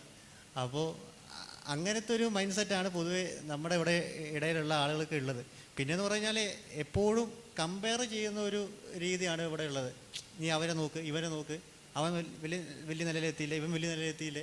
ഞാൻ നേരത്തെ പറഞ്ഞ പോലെ സൊസൈറ്റിയുടെ ഒരു പുഷ് തീർച്ചയായിട്ടുണ്ട്. അത് വിശ്വാസികൾ അവിശ്വാസികൾ എന്നുള്ള വ്യത്യാസമൊന്നുമില്ല, എല്ലാ ഫാമിലിയിലും ഈ ഒരു പുഷ്. എന്തായാലും ഓപ്പണായിട്ട് പറഞ്ഞു തന്നായില്ലേ മോനെ. നീ ഇത് ഇവിടെ ഇരിക്കുന്ന മാതാപിതാക്കളൊക്കെ നമ്മുടെ യുവാക്കളുടെയും വിദ്യാർത്ഥികളുടെയും ഒക്കെ സംഘർഷങ്ങളൊക്കെ ഒന്ന് മനസ്സിലാക്കി, അറ്റ്ലീസ്റ്റ് അതെങ്കിലും മനസ്സിലാക്കി നിങ്ങൾ വീട്ടിലേക്ക് പോയാൽ അല്ലേ അവർക്ക് കുറച്ച് സമാധാനമുണ്ട്. നമ്മുടെ നാട് മഹാമോശമാണ്, ഒന്നിനും കൊള്ളാത്തൊരു നാടാണ്, എങ്ങനെയെങ്കിലും പോയി രക്ഷപ്പെടണ എന്നുള്ളൊരു ചിത്രം പലരും കൊടുക്കാറുണ്ട്. എല്ലാം ഒരു കാര്യത്തിന് രക്ഷയില്ല. നമ്മുടെ ഭരണ സംവിധാനം പാടെ കുത്തഴിഞ്ഞ് കിടക്കുകയാണ്. പിന്നെ എക്സാമിനേഷൻസ് നടത്തുന്ന PSC അടക്കമുള്ള സംവിധാനങ്ങളൊക്കെ തികച്ച അഴിമതിയാണ്. അങ്ങനെ എവിടെ നിന്നിട്ടും കാര്യമില്ല, പണം കൊണ്ട് മാത്രമേ കാര്യമുള്ളൂ, കൈക്കൂലിയാണ് എന്ന മട്ടിൽ ഒരു വെറുതെ അനാവശ്യമായിട്ടൊരു ഭയവും ഒട്ടും ശരിയല്ലാത്ത സത്യത്തോട് നിരക്കാത്തതായിട്ടുള്ളൊരു ചിത്രവും വളരെ വ്യാപകമായിട്ട് കൊടുക്കുന്നുണ്ട്. നമ്മുടെ വീടുകളിൽ കൊടുക്കുന്നത് നമ്മുടെ നാട്ടിൽ നിന്നിട്ട് ഒരു കാര്യമില്ല എന്ന മട്ടിൽ ഒരു ചിത്രം, അത് മുതിർന്നവരൊക്കെ ഉണ്ടാക്കിയെടുത്ത ചിത്രമാണ്. ഈ നാട് നമ്മുടെ നാടാണ്, ഈ നാടിന് കുഴപ്പമുണ്ടെങ്കിൽ നമ്മുടെയും കുഴപ്പമാണ്. അത് രാഷ്ട്രീയക്കാരുടെയോ ഭരണ സംവിധാനത്തിൻ്റെയോ മാത്രം കുഴപ്പമെന്ന് പറഞ്ഞാൽ അവരെ തലയിടാൻ നമുക്ക് പറ്റില്ല. നമ്മളടക്കമുള്ള ആളുകൾ ഈ നാടിൻ്റെ ഇപ്പോഴത്തെ സ്ഥിതിക്ക് അത് നല്ലതാണെങ്കിലും മോശമാണെങ്കിലും നമ്മൾ ഉത്തരവാദികളാണ്. അപ്പോൾ നാടിനെ നമ്മൾ ഒന്നടങ്കം കുറ്റം പറഞ്ഞ് ചെറുപ്പക്കാരെ മുഴുവൻ കയറ്റി വിട്ടിട്ട് പിന്നെ അവർ പോയേ എന്ന് പറഞ്ഞിട്ട് കരഞ്ഞിട്ട് കാര്യമൊന്നുമില്ലല്ലോ. ഞാൻ സമയം കുറച്ച് കഴിഞ്ഞുകൊണ്ട് അടുത്ത ചോദ്യത്തിലേക്ക് കടക്കട്ടെ. ജോണി ചേട്ടനോടാണ് ചോദിക്കുന്നത്. യുവാക്കൾക്ക് അവരായിരിക്കുന്ന രാജ്യങ്ങളിൽ, ഇപ്പോൾ കുടിയേറിപ്പോയ രാജ്യങ്ങളിലും ഇവിടെയൊക്കെയുള്ള സഭകളോടുള്ള ബന്ധത്തിലും എന്തൊക്കെ ക്രിയാത്മകമായിട്ട് ചെയ്യാൻ കഴിയും? കുടിയേറ്റം ഏതായാലും നമുക്ക് തടയാൻ പറ്റുന്ന ഒരു കാര്യമൊന്നുമല്ല. ലോകത്തിലെ ഏതാണ്ട് 4% ആളുകളോളം കുടിയേറി മറ്റ് സ്ഥലങ്ങളിൽ ജോലി ചെയ്യുന്നവരാണെന്നാണ് പറയുന്നത് ലോക ജനസംഖ്യയിൽ. അപ്പോൾ എന്തായാലും അത് ആ പരിമിതിയെ സാധ്യതയാക്കുമ്പോൾ നമുക്ക് പണ്ട് വിദേശ മിഷണറിമാർ ഇവിടെ വന്ന് എന്താണോ ചെയ്തത് അത് നമുക്ക് തിരിച്ച് ചെയ്യാൻ പറ്റും എന്നാണ് ഞാൻ വിചാരിക്കുന്നത്. എന്തായാലും അങ്ങനെ നടക്കുകയാണെങ്കിൽ, അന്ന് അവരിവിടെ വന്ന് സുവിശേഷം പറഞ്ഞു. ഇന്ന് നമ്മുടെ പരിദേവനം എന്ന് പറയുന്നത് ഈ ഇങ്ങനെയുള്ളതായിരിക്കുന്ന യൂറോപ്യൻ കൺട്രീസിലൊക്കെ എന്ന് പറഞ്ഞാൽ ആത്മീയത തകർന്നുകൊണ്ടിരിക്കുകയാണ്, അതില്ല എന്നൊക്കെയാണ് നമ്മൾ വാദിക്കുന്നത്. അപ്പോൾ തീർച്ചയായിട്ടും ഈ ഇവിടുന്ന് പോകുന്ന നല്ല ആത്മീയ കാഴ്ചപ്പാടുള്ള യേശുക്രിസ്തുവിന് ആയിട്ടുള്ള ജീവിതമാണ് എൻ്റെ ജീവിതം, അവൻ്റെ മഹത്വത്തിനായിട്ട് ജീവിക്കുക എന്ന് ഒരു പ്രമാണം വെച്ചിരിക്കുന്ന ആളുകൾക്ക് അവിടെ നല്ലൊരു സാമൂഹ്യ ജീവിതം, ക്രിസ്തീയ ജീവിതം ജീവിക്കാനായിട്ട് പറ്റും, ഒരു മാതൃകയായിട്ട് നിൽക്കാനായിട്ട് പറ്റും, ക്രിസ്തീയ മൂല്യങ്ങൾ കാണിച്ചു കൊടുക്കാനായിട്ട് പറ്റും. അതൊരു സാധ്യതയാണ്. രണ്ടാമത് അവർക്കവിടെ ഇതുപോലെ തന്നെ സുവിശേഷം പറയാനായിട്ട് പറ്റുമല്ലോ. ആത്മീയത മരിക്കുന്നു എന്ന് പറയുന്ന ആ സ്ഥലത്ത് സുവിശേഷം പറയാനായിട്ട് പറ്റും. അപ്പോൾ അവിടെ സഭകൾ രൂപീകരിക്കാനായിട്ട് പറ്റും. ഇന്ത്യക്കകത്ത് തന്നെയുള്ളതായിരിക്കുന്ന മൈഗ്രേഷൻ നടക്കുന്ന മെട്രോപൊളിറ്റൻ സിറ്റികളിലൊക്കെ ഉള്ള സഭകൾ പലതും അങ്ങനെ രൂപീകരിക്കപ്പെട്ടിരിക്കുന്ന സഭകളാണല്ലോ. ഇവിടുന്ന് പോയിരിക്കുന്ന ജോലി സംബന്ധമായി പോയ ആളുകൾ തുടങ്ങിയതും പിന്നീട് മറ്റുള്ള ആളുകൾ വന്നതുമാണ് പല സഭകളും. അപ്പോൾ അങ്ങനെ ഒരു സാധ്യത ഈ വിദേശത്തേക്ക് പോകുന്നതായിരിക്കുന്ന ആളുകൾക്കും ഉണ്ട്. അവരെ സഹായിക്കാനായിട്ട് ഇന്ന് ഒരുപാട് സാധ്യതകൾ, ഓൺലൈൻ ബൈബിൾ ക്ലാസ്സുകൾ തുടങ്ങാം. ഇപ്പോൾ USA അവിടെ ഒരു ഓൺലൈൻ ബൈബിൾ ക്ലാസ് ഉണ്ട്. അവർക്ക് അതിൻ്റെ കൂടെ അന്വേഷകരായിരിക്കും, സുവിശേഷം പറഞ്ഞ അന്വേഷകരായിരിക്കുന്ന ആളുകളെ ആ മീറ്റിങ്ങിലേക്ക് കൊണ്ടുവരാനായിട്ട് പറ്റും. അങ്ങനെ ആ ഒരു സാധ്യത തുറന്നു കിടക്കുന്നുണ്ട്. മറ്റൊന്ന്, അവർക്ക് അവിടെ സമ്പാദിക്കുന്ന പണം കൊണ്ട് നമുക്ക് നാട്ടിലുള്ളതായിരിക്കുന്ന നമ്മുടെ പ്രവർത്തനത്തെ സഹായിക്കാനായിട്ട് പല വിധത്തിൽ സഹായിക്കാൻ പറ്റും. ദുരിതാശ്വാസ പ്രവർത്തനങ്ങളിൽ സഹായിക്കാനായിട്ട് പറ്റും. കഴിഞ്ഞ ഒരു ദിവസം ഒരു സഹോദരൻ പറഞ്ഞല്ലോ, പാപ്പുവ ന്യൂഗിനിയിൽ നിന്ന് 65 ലക്ഷം രൂപ പ്രളയത്തിൻ്റെ കാലത്ത് കേരളത്തിലേക്ക് CMDRFിലേക്ക് നൽകിയിട്ടുണ്ട്. അങ്ങനെയുള്ളൊരു സാധ്യതകളുണ്ട്. അങ്ങനെ എല്ലാ വിധത്തിലും ആ ഒരു ഇതിനെ സാധ്യതകളാക്കി മാറ്റാനായിട്ട് സാധിക്കും. അടഞ്ഞു പോയിരിക്കുന്ന ഒരു കാര്യമല്ല അത്. അപ്പം ലീമോനും ബെന്നിച്ചേട്ടനൊക്കെ പറഞ്ഞ പോലെ തന്നെ പോകുന്ന ആൾക്കാർ ഒരു പേർപ്പസ് ഓറിയൻറ്റഡ് ആയിട്ട് പോയാലേ ഈ കാര്യങ്ങളൊക്കെ ചെയ്യാനായിട്ട് പറ്റുള്ളൂ. പക്ഷേ സാധ്യതകളുണ്ട്. അത് ജീവിതത്തിൻ്റെ വിജയം എന്നുള്ളത് നമ്മൾ ഒന്ന് മാറ്റി നിർവചിക്കാനായിട്ട് നമ്മുടെ തലമുറയൊന്ന് പഠിപ്പിക്കണം. പ്രത്യേകിച്ച് സഭകളിലൊക്കെ പഠിപ്പിക്കണം എന്ന് തോന്നുന്നു. ജീവിത വിജയം എന്നുള്ളത് ഇന്ന് നിർവചിക്കപ്പെട്ടിരിക്കുന്നത് ഈ നേരത്തെ പറഞ്ഞ പോലെ മെച്ചപ്പെട്ട സാമ്പത്തിക സ്ഥിതി, അധികാരം, പദവി, സമൂഹത്തിൻ്റെ ആ സ്റ്റാറ്റസ്, ഇതൊക്കെയാണ് ജീവിതത്തിൻ്റെ വിജയമായിട്ട് ഇന്ന് പഠിപ്പിച്ചു വച്ചിരിക്കുന്നത്. അത് മാറ്റിയിട്ട് ജീവിതത്തിൻ്റെ വിജയം ദൈവം നമ്മിൽ നിന്ന് പ്രതീക്ഷിക്കുന്ന, അല്ലെങ്കിൽ നമ്മൾ അർപ്പിച്ചിരിക്കുന്ന ഉത്തരവാദിത്തങ്ങൾ ദൈവം ആഗ്രഹിക്കുന്ന പോലെ നിർവഹിക്കുന്നതാണ് ജീവിതത്തിൻ്റെ വിജയം. അതാണ് ആത്യന്തികമായിട്ട് നിലനിൽക്കുകയുള്ളൂ, ദൈവം ചോദിക്കുകയുള്ളൂ എന്ന് മനസ്സിലാക്കി ജീവിത വിജയത്തെ ഒന്ന് പുനർനിർവഹിച്ചാൽ തീരുന്ന പ്രശ്നങ്ങളേ ഉള്ളൂ എന്നാണ് എൻ്റെ വിശ്വാസം. നമുക്കിങ്ങനെ കുടിയേറി ഇങ്ങനെ അബ്രോഡൊക്കെ പോകുന്നത് വളരെ പ്രയോജനമായിട്ട് തീർക്കാം എന്ന് വിശ്വസിക്കുന്ന ഒരാളാണ് ഞാൻ. ഇപ്പോൾ നമ്മുടെ നോഹ ചേട്ടായി ഇപ്പോൾ ഒളിമ്പിക്സിൽ ഇന്ത്യയെ പ്രതിനിധീകരിച്ചുകൊണ്ട് മത്സരിച്ച ആളാണ്. അപ്പോൾ നോഹ ചേട്ടായിക്ക് ഈ പറഞ്ഞ പോലെ ആളുകളെ സ്വാധീനിക്കാനായിട്ടുള്ള വലിയൊരു ഓപ്പർച്യൂണിറ്റി ഉണ്ട്.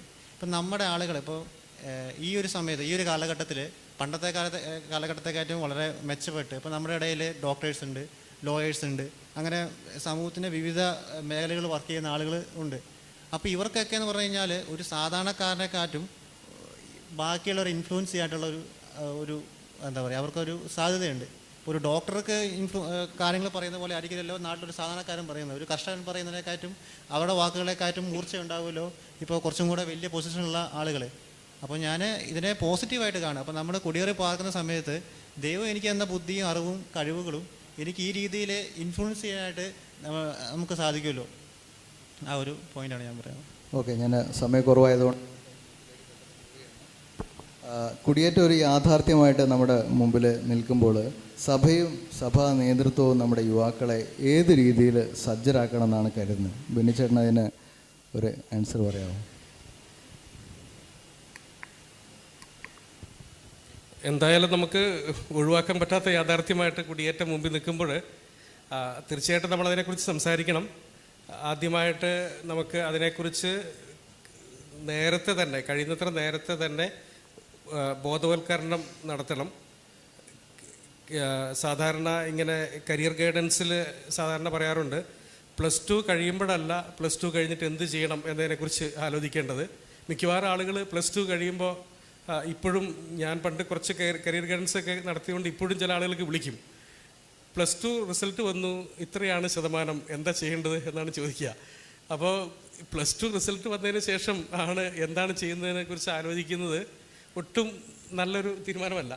അപ്പോൾ പ്രത്യേകിച്ച് വിദേശത്തോ അല്ലെങ്കിൽ മറ്റെവിടെയെങ്കിലോ കുടിയേറാനായിട്ട് ആഗ്രഹിക്കുന്നുവെങ്കിൽ അല്ലെങ്കിൽ എന്ത് ജീവിത മാർഗം തിരഞ്ഞെടുക്കാനായിട്ട് ആഗ്രഹിക്കുന്നുവെങ്കിലും അതിനെക്കുറിച്ചുള്ള തിരഞ്ഞെടുപ്പുകളൊക്കെ വളരെ നേരത്തെ തന്നെ ആലോചിക്കണം. അതിനുള്ള സാധ്യതകളെക്കുറിച്ച് ആലോചിച്ച് വെക്കണം. അതിന് വേണ്ട യോഗ്യതകളെക്കുറിച്ച് ചിന്തിക്കണം.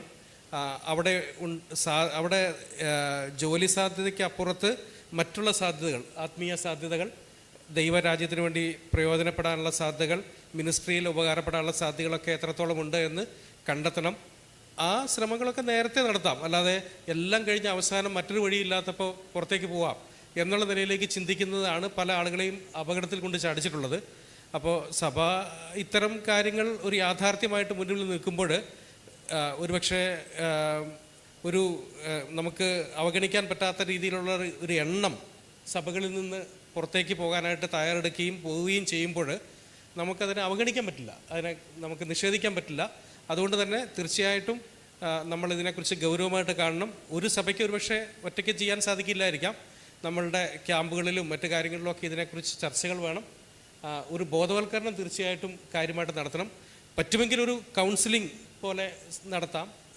ഒരു സ്പിരിച്വൽ ഗൈഡൻസ് കൂടി കൊടുക്കാൻ പറ്റുന്ന നല്ലൊരു കൗൺസിലിംഗ് ഈ കാര്യത്തിൽ കൊടുക്കുന്നതിനെക്കുറിച്ച് നമുക്ക് ആലോചിക്കാം. അതിന് ചില ആളുകളെങ്കിലും അതിന് സജ്ജരാവുക, അതിനുവേണ്ടിയുള്ള തയ്യാറെടുപ്പുകൾ നടത്തി അവർ ഒരുങ്ങിയിരുന്നാൽ അത്തരം ആളുകളെ കോൺടാക്ട് ചെയ്താൽ മതിയല്ലോ. അവർക്ക് നല്ല ഗൈഡൻസ് കൊടുക്കാൻ പറ്റും. നല്ലൊരു കൗൺസിലിംഗ് കൊടുത്ത് അവിടെ ഉള്ള സാധ്യതകളെക്കുറിച്ച്, രാജ്യത്തെക്കുറിച്ചൊക്കെ പഠിച്ച് മനസ്സിലാക്കി നല്ല ഉത്തരങ്ങൾ നൽകാൻ സാധിക്കും. അത് തീർച്ചയായിട്ടും പ്രയോജനകരമായിരിക്കും. അപ്പോൾ എനിക്ക് തോന്നുന്നു സഭകൾക്ക് അങ്ങനെ ഒരു കാര്യത്തെക്കുറിച്ച് ആലോചിക്കാം. ഞാൻ നിങ്ങളോട് എല്ലാവരോടും ഒന്ന് കൂട്ടിച്ചേർക്കാനുള്ള കാര്യങ്ങൾ കൂട്ടിച്ചേർക്കാം. ഇതിനോട് ചേർത്തൊരു കാര്യം പറയാനായിട്ടുള്ളത്, ഈ പണത്തിനും മറ്റ് കാര്യങ്ങൾക്കുമൊക്കെ പിന്നാലെ പോകുമ്പോൾ കൈമോശം വന്നു പോകുന്ന ക്രിസ്തീയ മൂല്യങ്ങളും കാര്യങ്ങളും ഉണ്ട്. അതിനെക്കുറിച്ചുള്ള വളരെ ഒരു ബോധ്യം നമുക്കുണ്ടായിരിക്കണം. പണമല്ലല്ലോ ആത്യന്തികമായിട്ടുള്ളത്. അപ്പോൾ അതുകൊണ്ട് മറ്റുള്ളവരെ പോലെ ആകണം എന്നുള്ള ചിന്ത വിട്ടിട്ട് എന്നെക്കുറിച്ച് ദൈവം എന്താണോ ഉദ്ദേശിക്കുന്നത് ആ നിലയിലേക്ക് നമ്മളെത്തണം. അപ്പോൾ അതുകൊണ്ട് ഈ കുടിയേറ്റത്തെക്കുറിച്ച് പറയുമ്പോൾ ഞാൻ ഒരു വാക്കുകൂടി ഇതിനോട് ചേർത്ത് പറഞ്ഞോട്ടെ. ശരിക്കുള്ള കുടിയേറ്റം എന്ന് പറയുന്നത് ഞാൻ മനസ്സിലാക്കിയത് ഇങ്ങോട്ട് എന്ത് കിട്ടും എന്നുള്ളതിനേക്കാൾ ഉപരി അങ്ങോട്ട് എന്ത് കൊടുക്കാമെന്ന് ചിന്തിച്ച് പോകുന്നൊരു കുടിയേറ്റമാണ് ശരിയായ കുടിയേറ്റം എന്ന് ഞാൻ മനസ്സിലാക്കുന്നത്. കാരണം ഇപ്പോൾ മർഫി സാഹിബ് കേരളത്തിലേക്ക് വന്നു, ലാറി ബക്കർ എന്ന് പറയുന്ന സാഹിബ് കേരളത്തിലേക്ക് വന്നു. ഇവരൊക്കെ കേരളത്തിലേക്ക് വന്നപ്പോൾ കേരളത്തിൻ്റെ സാമൂഹ്യമായ കാര്യങ്ങളിൽ ഇടപെടാനും ചില മാറ്റങ്ങൾ കൊണ്ടുവരുവാനുമായിട്ടാണ് അവർ വന്നത്.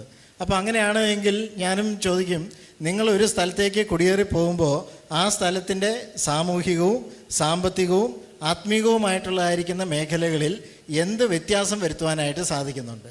അങ്ങനെ ഒരു വ്യത്യാസം വരുത്താൻ സാധിക്കുന്ന ഒരു കുടിയേറ്റമാണ് നിങ്ങൾ നടത്തുന്നത് എങ്കിൽ അത് പ്രോത്സാഹിപ്പിക്കാവുന്ന ഒരു കുടിയേറ്റമാണ്. അതാണ് ഒരു ശരിയായ കുടിയേറ്റം എന്നാണ് എനിക്ക് പറയാനായിട്ടുള്ളത്. നമ്മൾ സമയം മുന്നോട്ട് പോയതുകൊണ്ട് മറ്റ് പാനലിസ്റ്റിലോട് ഞാൻ ആ ചോദ്യം പോകുന്നില്ല. കാരണം ഓഡിയൻസിനും കുറച്ച് സമയം കൊടുക്കേണ്ടതായിട്ടുണ്ട്. അങ്ങനെ ഒരു ആവശ്യവും വന്നിട്ടുണ്ട്. അപ്പം ഞാൻ അതിൻ്റെ ഒരു തുടക്കം എന്ന നിലയിൽ ഞാനിങ്ങനെ പുറത്തു കൂടെ സംസാരിച്ച സമയത്ത് നമ്മളെ ആഷ്ലിനെ പരിചയപ്പെട്ടു, മാനന്തവാടിയിലുള്ള. അപ്പോൾ ആഷ്ലി ഇങ്ങനെ പുറത്തേക്ക് പോകുന്നതിനായിട്ട് റെഡി ആയിട്ട് നിൽക്കുക എന്നാണ് ഞാൻ മനസ്സിലാക്കുന്നത്. അപ്പോൾ ഇന്ന് കേട്ടതിൻ്റെ അടിസ്ഥാനത്തിലൊക്കെ ഇപ്പോൾ നടന്ന ചർച്ചകളുടെയൊക്കെ അടിസ്ഥാനത്തിൽ ആ ഒരു കുടിയേറ്റത്തെ എങ്ങനെയാണ് കാണുന്നതെന്നൊന്ന് പറയാമോ? പോകുമ്പോൾ നമ്മൾ ഫേസ് ചെയ്യുന്നതായിട്ടുള്ള ആദ്യത്തെ പ്രശ്നം എന്ന് പറഞ്ഞാൽ നമ്മുടെ സഭകൾ, നമ്മുടെ പുറത്തിറക്കിയ രാജ്യത്തിലേക്ക് പോകുമ്പം നമ്മുടെ കൂട്ടായ്മ എങ്ങനെയാണ് എന്താണെന്നൊന്നും നമുക്കറിയില്ല.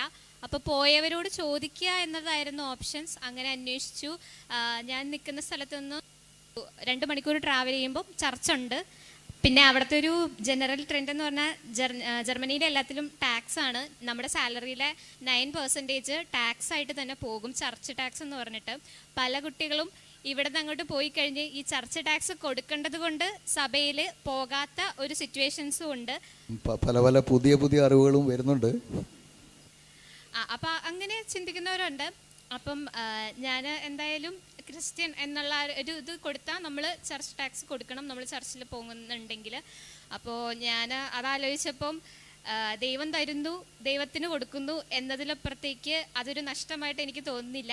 പിന്നെ ചർച്ചുകൾ ഒരുപാടുണ്ട്. ഇവിടത്തെ പോലെയല്ല, നെറ്റിൽ തപ്പിയാൽ എല്ലാ സ്ഥലത്തും സഭകളുണ്ട്. പിന്നെ നമ്മുടെ ഉപദേശവുമായി ബന്ധപ്പെട്ട് പോകുന്ന സഭകളുണ്ട്. അപ്പോൾ ഞാൻ ആദ്യം അന്വേഷിച്ചത് പയ്യമ്പള്ളിയിൽ നിന്ന് പോയ ഡാനി ചേട്ടനോടാണ്. അപ്പോൾ ചേട്ടൻ അടുത്തുള്ള എല്ലാ സഭകളുടെയും ഡീറ്റെയിൽസ് അയച്ചു, ഏറ്റവും നല്ല സഭ കണ്ടുപിടിച്ച് തന്നു. അപ്പം അങ്ങനെ ഒരാൾ പോയത് കൊണ്ടാണ് എനിക്കറിയാൻ പറ്റി അവിടെ ഇങ്ങനെ നല്ല സഭയുണ്ടെന്ന്. അപ്പോൾ അങ്ങനെയാണ് പുറത്തേക്ക് പോകുമ്പോൾ നമ്മൾ ആദ്യം ചിന്തിക്കുന്നത് എവിടെയാണ് നമ്മുടെ സഭ എന്നായിരിക്കും. ഇവിടുത്തെ പോലെ വലിയ കൂട്ടായ്മയൊന്നും ഉണ്ടാവില്ല, എന്നാൽ നമ്മൾ വചനത്തോട് ചേർന്ന് പോകുന്ന സഭ നോക്കി കണ്ടുപിടിച്ച് പോവുക. ബാക്കിയെല്ലാം ദൈവം തരുന്നത് പോലെ നമുക്ക് ലഭിക്കും. അപ്പം അവിടെ ആയാലും സഭയോട് ചേർന്ന് പോകാനുള്ള ഒരു തീരുമാനം ആദ്യം എടുത്തിട്ടാണ് ഇവിടുന്ന് പോകുന്നത്, ഒരു ബോധ്യത്തോടു കൂടിയാണ് പോകുന്നത്. അത് നല്ലൊരു കാര്യമാണ്, വളരെ നല്ലൊരു കാര്യമാണ്, അപ്രീഷ്യബിളാണ്. മറ്റുള്ളവർക്ക് ചോദ്യം ഉണ്ടെങ്കിൽ അതെ പ്ലീസ്. ചോദ്യമല്ല, എനിക്കൊരു അഭിപ്രായം പറയാനുള്ളത്, മൈഗ്രേഷനെ തടയാൻ പറ്റില്ല എന്ന് സഹോദരന്മാർ പറഞ്ഞുകൊണ്ട് ഞാനും തടയുന്നില്ല. എന്നാൽ ഈ ഭാവി ആണ്, ഞാൻ കഴിഞ്ഞ ദിവസം ഒരാൾ പറഞ്ഞത് മക്കളുടെ ഭാവി ഓർത്തിട്ടാണ് പോകുന്നത്. നല്ല കാര്യമാണ്. അപ്പോൾ എൻ്റെ ചോദ്യം ഏത് ഭാവിയാണെന്നുള്ളതാണ്. നിങ്ങളുടെ മക്കളുടെ ഏത് ഭാവിയാണ് നിങ്ങൾ നോക്കുന്നതെന്നുള്ളത് ഒരു ചോദ്യമാണ്. പോകണ്ടെന്നല്ല. ഈ മക്കൾ പോകുന്ന യൂറോപ്പ് എന്ന് പറഞ്ഞാൽ അത് ആത്മീയതയുടെ ഗ്രേവ് യാർഡാണ്, എന്ന് പറഞ്ഞാൽ ശവപ്പറമ്പാണ്. ക്രിസ്തീയതയുടെ എല്ലാ മൂല്യങ്ങളുടെ ശവപ്പറമ്പാണ്. അമേരിക്കയൊക്കെ അങ്ങനെയാണ്. അപ്പോൾ നമ്മുടെ മക്കൾ അവിടെ പോകുമ്പോൾ അവർ പിന്നെ കുറേ പേര് പിടിച്ചു നിൽക്കും എന്തായാലും, കാരണം നമ്മളാണ് ട്രെയിൻ ചെയ്ത് വിട്ടത്. അവർ 2ാം തലമുറയുടെ ഭാവി നിങ്ങൾ ചിന്തിച്ചിട്ടുണ്ടോ? അവരെ വളർത്താൻ അവർക്ക് സാധിക്കുകയില്ല, മൂല്യങ്ങൾ പറഞ്ഞു കൊടുക്കാൻ സാധിക്കുകയില്ല. 18ാമത്തെ വയസ്സിൽ അവർ വീട് വിട്ടിറങ്ങും. ഒരു കുടുംബത്തിൻ്റെ ചിത്രം എന്നോടൊരു സഹോദരൻ പറഞ്ഞത്, ഓസ്ട്രേലിയയിൽ പോയതാണ്, 2 മക്കളുണ്ടായിരുന്നു. മോൻ 18 വയസ്സായപ്പോൾ ഒരുത്തിയെ കൂട്ടി ലീവിങ് ടുഗദറിന് പോയി. 18 വയസ്സായപ്പോൾ മോള് വീട്ടിൽ നിന്ന് പോകുവാണെന്നും പറഞ്ഞ് യാത്ര പറഞ്ഞിറങ്ങി. അവർ തിരിച്ചു പോരുകയാണെന്ന് പറഞ്ഞു, നിരാശരായിട്ട്. അപ്പോൾ അങ്ങനെ അത് കൂടെ ചിന്തിച്ച് പരിഗണിച്ചിട്ട് വേണം നമ്മൾ പോകാനായിട്ട്. പോകരുതെന്ന് മൈഗ്രേഷൻ എല്ലാ കാലത്തോടും നമ്മൾ മൈഗ്രേറ്റ് ചെയ്തവരാണ്. പക്ഷേ ഈ വിഷയങ്ങളെക്കുറിച്ച് മക്കളെ ബോധവൽക്കരിച്ച് നിങ്ങളുടെ ഭാവിയല്ല, നിങ്ങളുടെ മക്കളുടെ കുറിച്ച് നിങ്ങൾ എന്താണ് കരുതുന്നത്, ഏത് ഭാവിയെക്കുറിച്ചാണ് നാം കൂടുതൽ കൺസേൺഡ് ആകുന്നത്, ഏത് ഏത് നല്ല ജീവിതത്തെക്കുറിച്ചാണ് നമ്മൾ ചിന്തിക്കുന്നത്, എവിടെ എത്ര വർഷമുണ്ട്. നമ്മുടെ ത്രിസ്യാമമ്മച്ച് പറഞ്ഞതുപോലെ 30,000 ദിവസം കൂടുതലൊന്നും 100 വയസ്സ് വരെ ജീവിച്ചാൽ വർഷം ജീവിച്ചാൽ ഇവിടെ കിട്ടില്ല. അപ്പോൾ നമ്മൾ ഇവിടെ എല്ലാം സ്വർഗമാണെന്നല്ല പറയുന്നത്, പോകുന്ന സ്ഥലത്ത് വളരെ ഒരുക്കത്തോടുകൂടെ പോവുകയും നമ്മളുടെ വിടുന്ന മക്കളുടെ മാത്രമല്ല അവരുടെ മക്കളുടെ ഭാവിയെ അതെങ്ങനെ ബാധിക്കും എന്നുള്ള രീതിയിൽ അവരതിനെക്കുറിച്ചുള്ളൊരു ബോധത്തോടു കൂടെ അവരെ വിട്ടാൽ നല്ലതാണ്. വെറും പണത്തിൻ്റെ കാര്യം മാത്രം നോക്കി വിട്ടാൽ നമുക്ക് ശേഷം മനുഷ്യരെക്കാൾ എന്തും വ്യത്യാസമുള്ളത്. അതുകൊണ്ട് എന്നെ കേൾക്കുന്ന മിക്കവാറും പേരൻസാണ്, ഞാനും ഒരു പേരൻ്റ് ആയതുകൊണ്ട് ഈ വിഷയമൊക്കെ ഒന്ന് കൺസിഡർ ചെയ്യണം. നിങ്ങൾ ഈ ഭാവി എന്ന് ഇവിടെ നിന്നൊക്കെ മക്കൾക്ക് ഭാവിയില്ലെന്ന് പറഞ്ഞാൽ ഏത് ഭാവി എന്നുള്ളതും കൂടെ നാം പരിഗണിക്കേണ്ടത് ആവശ്യമാണ്. പാനലിസ്റ്റുകളോടും എനിക്ക് ചോദിക്കാനുള്ളതും അതാണ്. ഏത് ഭാവിയാണ് നമ്മളീ പറഞ്ഞത്?